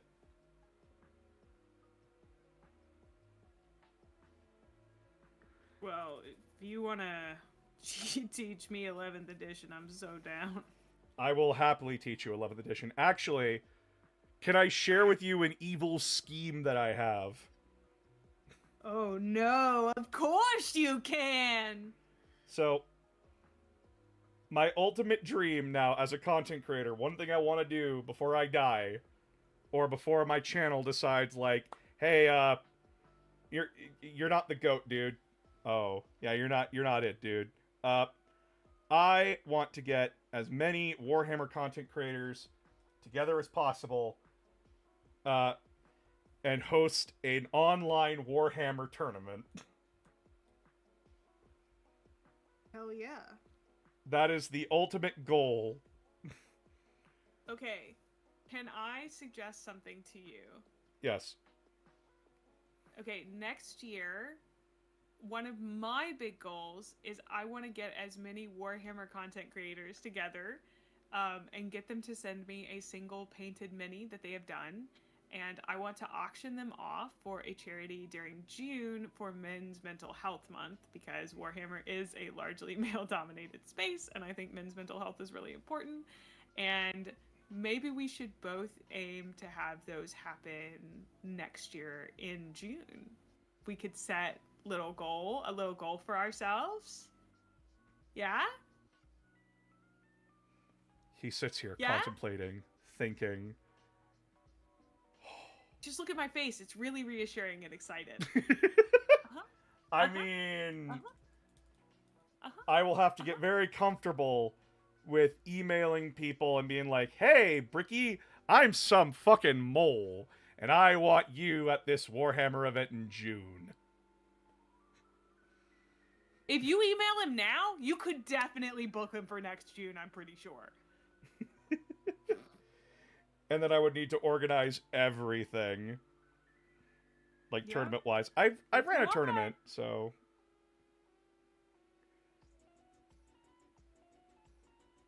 yeah, like, the idea is that, like, I want the Warhammer community to come together and show a united front, where it's like, yeah, we're here, and we want to have fun and enjoy...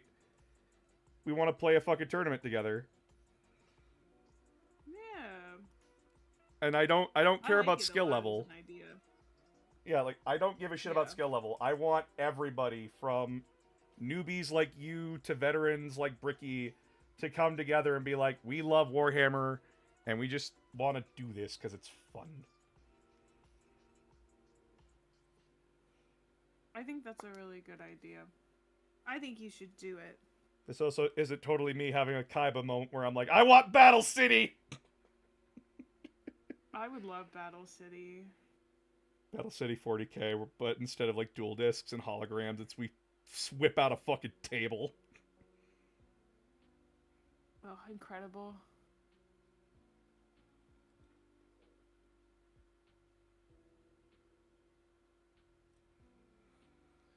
Wait, someone just super chatted, and I didn't see the full It just started with tell Bricky, and I was like, tell him what? I don't talk to him. Okay. Bricky is a brick house. I can't reach his bricks. Tell Bricky he can have 5 monies to show up next June. Thank you He so can have- much, Sanitas. He could have 5 monies. 5 monies.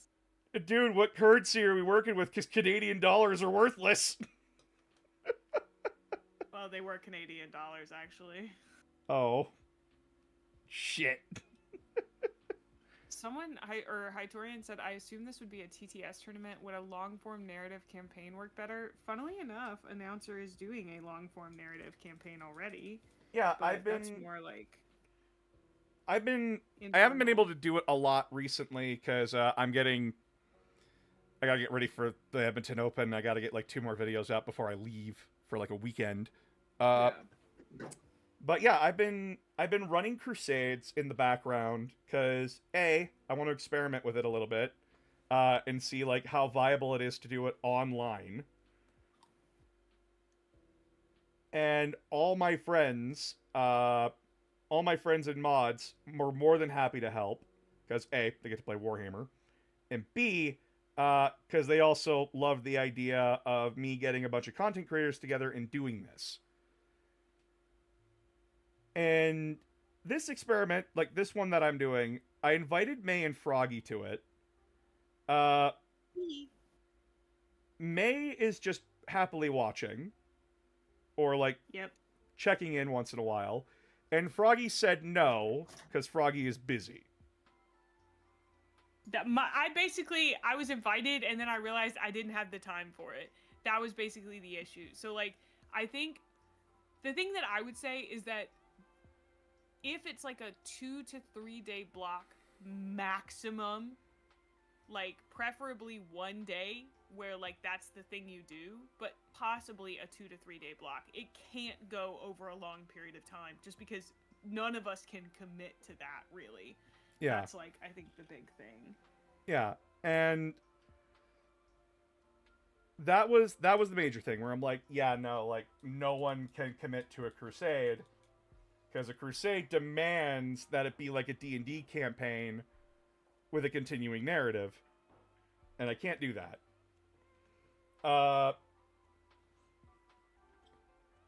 But tournaments, or what GW does, which is an event day or event weekend, is that they run multiple games with slight custom rules to make the games more fun and interesting. That's what they do. And I'm like, well, I can do that. I know how to do that. That seems bearable. And chat, this totally isn't an excuse for a Warhammer fan to play more Warhammer. Come on. It's totally not that excuse. Not at all. Because I don't get to play a whole lot. Wait a second. Are you just looking to play more Warhammer? Oh no. They found me out! I see how it is. I see how it is. He wants to have fun with his friends and play a game. What is this horse shit?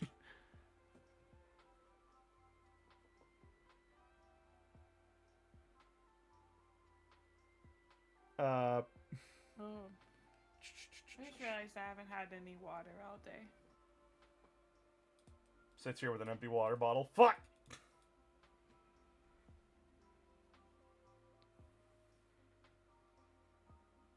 What kind of sicko wants to play a fun game with their friends? Disgusting.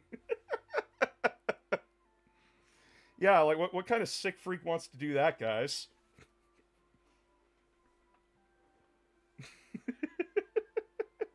It's me! I'm a freak! It's me, chat, the monster fucker in the corner. It's me. It was me, Austin. It was me, all along. Dude, I started, well, I guess I didn't. I tried to watch Invincible last night. Have you seen Invincible? I have read Invincible. You've read Invincible. Did you like it? Yeah. Are you more of a comic reader? Are you a comic reader? Didn't know that. I read comics. I read manga. I actually prefer reading manga to watching anime. Are you a nerd? Stares at my special edition Fullmetal Alchemist box. Yes. No, Chad, I've been collabing with a nerd this whole time. I'm sorry, I should have told you earlier. Nerd disclosure is very important. Yeah, I'm a fucking dork. I'm sorry. Okay, I do not mind at all. What the fuck? Where does this go? Oh, that's the Drum magazine. That goes on the, That goes on the big... Here? There. Yeah. There. Oh, that needs... Those shouldn't be there. Yeah, like, I play... Like, I read manga. I read comics. I'm not, like, the biggest comic book nerd. But, like, I keep up with it. And, manga... Listen. I like One Piece. I'm never gonna convince anyone to read it. Fullmetal Alchemist was, like... is my favorite. I'm basic as shit. I apologize, everybody. No, I don't watch every anime that comes out. I'm very picky about my anime.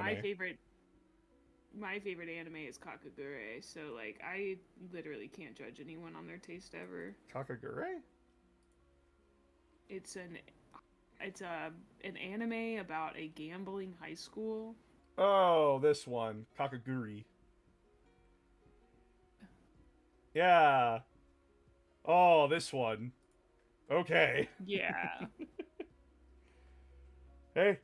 My second favorite one is Shokugeki no Soma. Hey!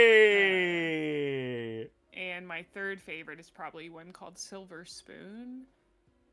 Not a lot of people have heard about it, but it's like it's a slice of life anime that I really, really enjoyed.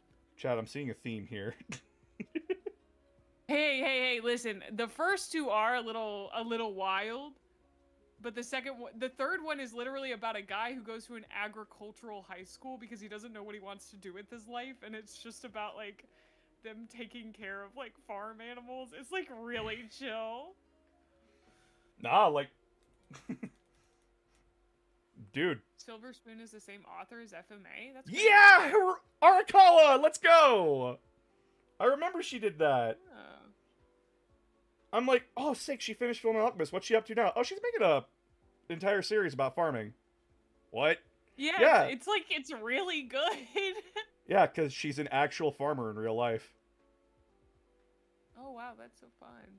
Yeah, you can offer your favorite as a suggestion, Joe. I don't watch a lot of anime very much, because I don't always want to like listen to subtitle or like read subtitles, and I do like subtitles because I like the way that Japanese sounds.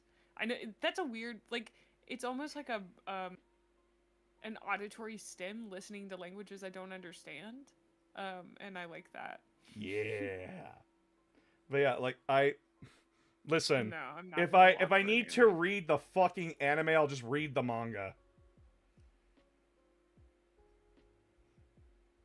Yeah, I get that. I don't know, like, most of the time, the anime that I enjoy are just, like, unhinged, a little crazy. I don't really like long-running animes because they tend to be very slow. I've tried to get into popular series like Naruto and One Piece. I apologize.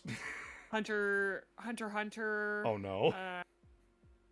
There's a bunch of like the like mainstream ones that I've like Demon Hunter. Is it Demon Hunter? It's Demon Slayer.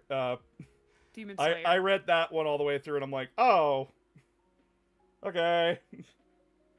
Yeah, I don't tend to like shonen very much. I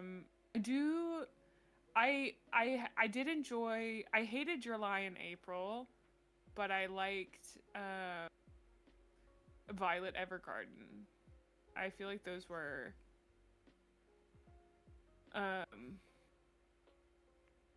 kind of similar, but Yeah.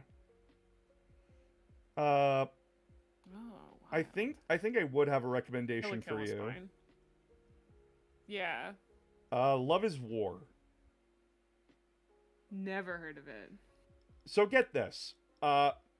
This is a. You remember that gambling anime that you like? Yeah, Kakagure. Yeah, Kakaguri. So, rich kid school. We have two people. We have the president of the student council. He is a poor he's a poor guy. He's the poorest man in the school. He got in there thanks to a contest. And he is like What's this. called? Love is War. You have a guy who has to like absolutely work his ass off to get anywhere. And then there's the girl. She is an heiress. She is extremely talented. She looks crazy. Oh yeah, she is. And the premise is that if you admit that you love somebody, you're the sub. You're the submissive. So the goal is that they both love each other. They're crazy for one another, but they want the other person to admit it. And they will go to any lengths to do it. It is insane and amazing.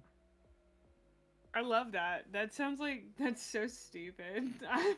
It is. I love stupid stuff. They do Machiavellian schemes over fucking charades. Good. As they should. It is Good. so wonderful, so heartwarming, and it's just a bunch of fucking hormonal teenagers taking it more seriously than they need to. Oh, I love that. Thank you so much for taking in what I said I liked and then immediately giving me an extremely like, exactly what I needed as a suggestion. I have been floundering for a TV show. I just finished watching Psych, aka I got to season 8 and realized that it's nothing like the first few seasons, which I loved the most, and then got sad about it. And so, like, I have been looking for something else to watch. And, that sounds perfect. Yeah. Where the fuck does this go? What do you mean? Chat, this is my skill. This is something you're going to learn about me. I like listening to people, and I retain the information of what they enjoy and what they like. And that way, when they're like, oh, I have nothing to do, I have nothing to read, I have nothing to watch, I have something to suggest for them. Because I like helping people. I mean, I think honestly one of the reasons that I have difficulty... What the fuck is Will Trent? Never heard of that. Maybe I haven't. Let me look at it up. I've exhausted the type of TV show that I tend to watch for the most part.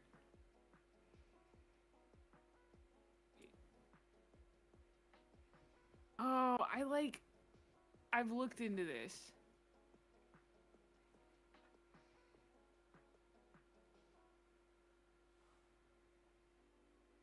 I gotta say, one of my requirements for a TV show is that I personally often have to find the male lead attractive, and there are a lot of TV shows in which that is not true. And so, like, there's a lot of TV shows that I just don't... Wait, what do you find attractive? That's the next thing. Like, what is your... It depends. Like, that's not always true for a TV show. Like, sometimes it'll be, like, just one of the leads. Like, so Leverage, Elliot. Hey, Leverage. Elliot's very hot. It's my favorite TV show, actually. I don't know if you know that.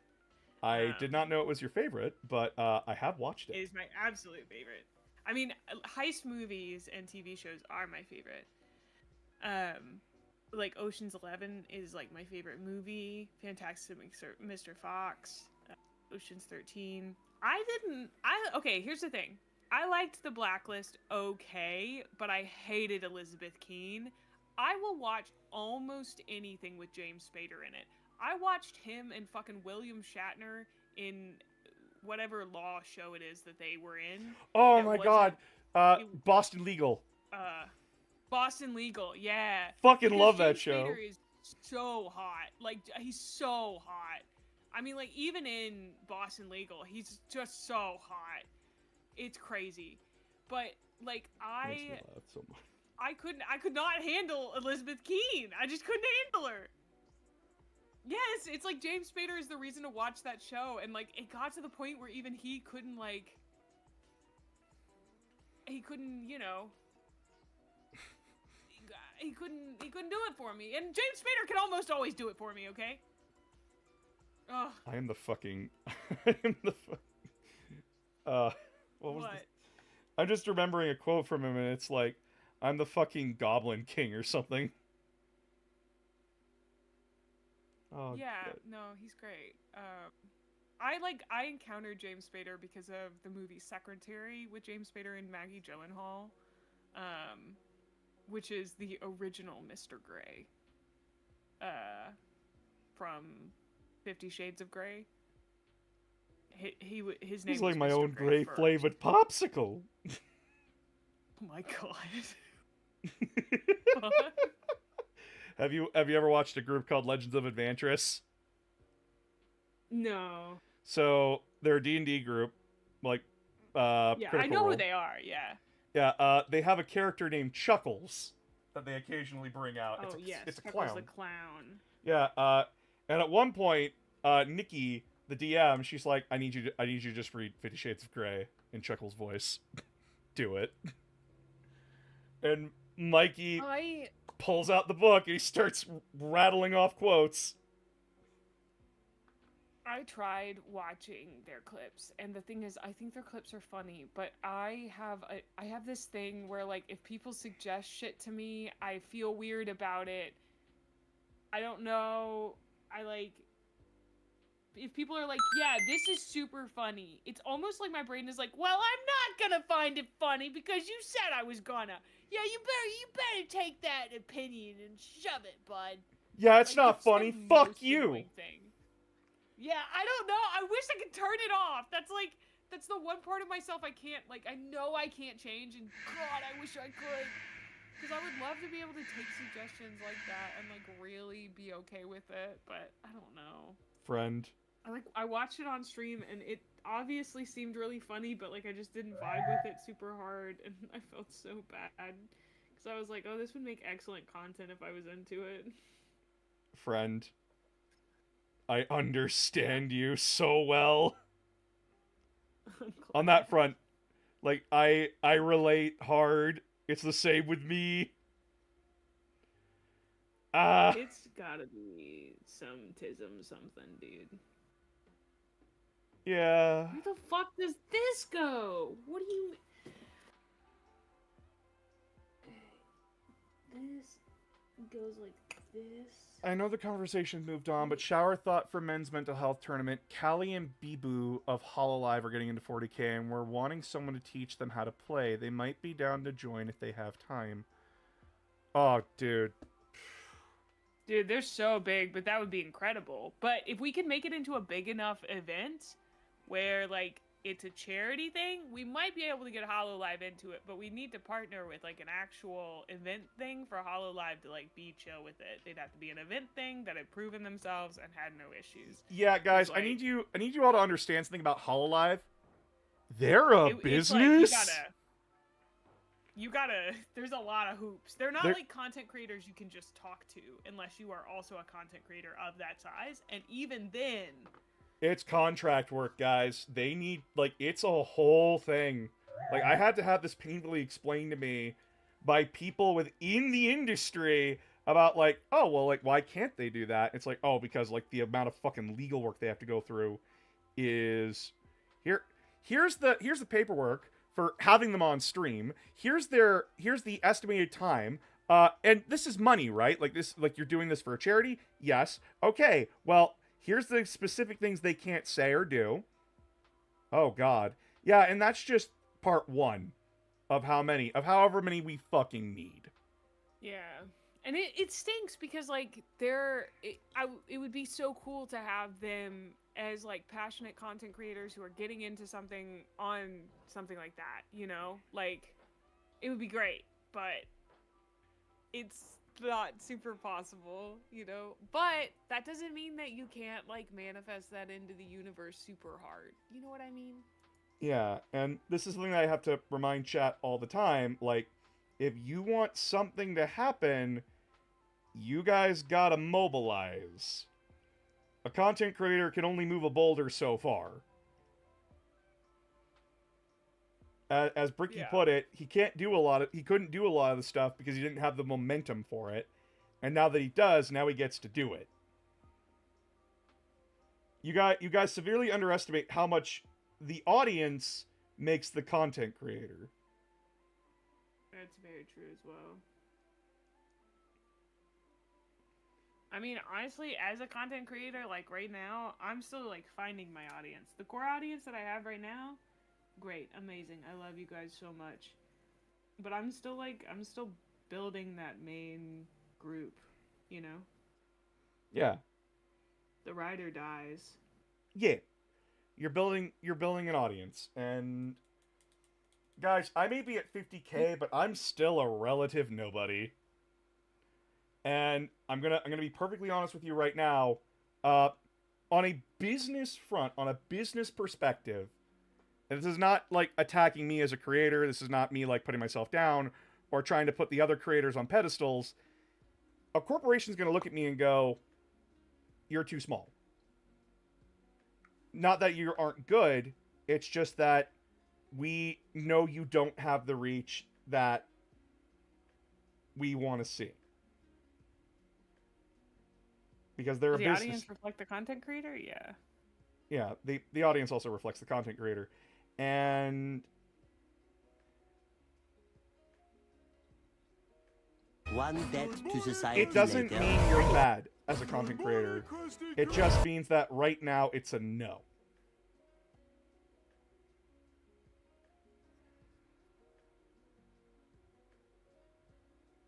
Doesn't mean don't take your shot, but be ready for the inevitable answer. Oh my god, this gun is so gigantic. Why is there more gun? Because not enough DACA. Why is there more gun? Chat, don't tell her about the squiggith. Don't tell her about the squiggith. No. I thought I was done with the guns. I thought I had made the gun. Corporation says size does matter. Guys, word of advice. Size does matter. Yeah. Also, I think it may be time for me to, like, wind down for the day and be done. Yeah, Sam. I have to end abruptly. No, you're good. I also have to end because I'm gonna go see The Mandalorian and Grogu tonight. Yeah, 'Cause, you have that coming up. So, funny thing. Today's my anniversary for my wedding. Oh my goodness! That's so fun!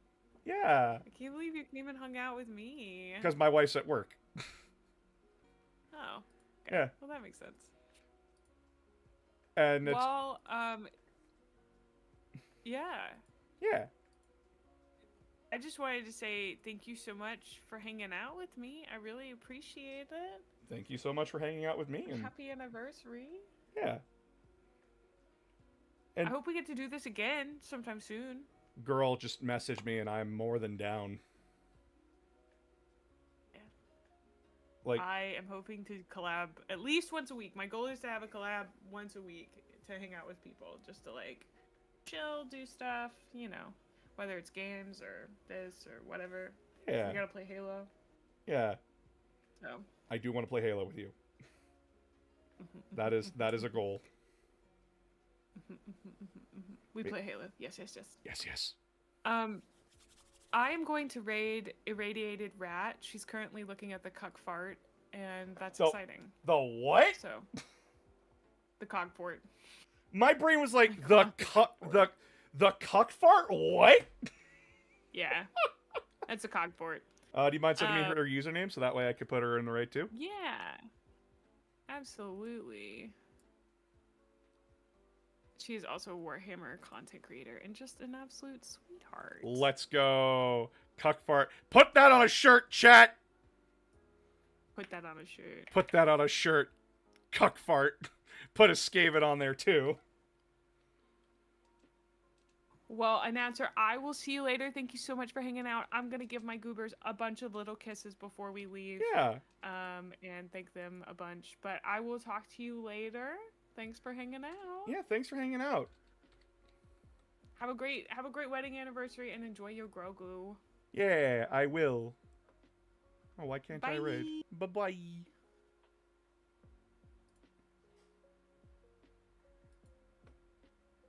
Yeah, why can't I raid?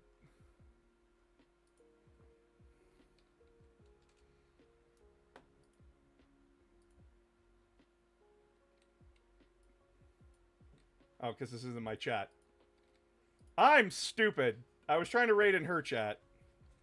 Oh shit, you're still streaming? We're just wrapping up. Okay. All right, chat. I'm gonna go enjoy a movie with my wife. You all have a fantastic night, and I hope you all have fun. I hope to do this again with Gremlin May more. This was really nice and relaxing. I got a lot done. Holy shit. This was amazing. But yeah, you all have a good time. And my brother's wearing my Star Wars Clone Wars helmet. Thanks, bro. I'm here to steal your shit. Don't steal my shit!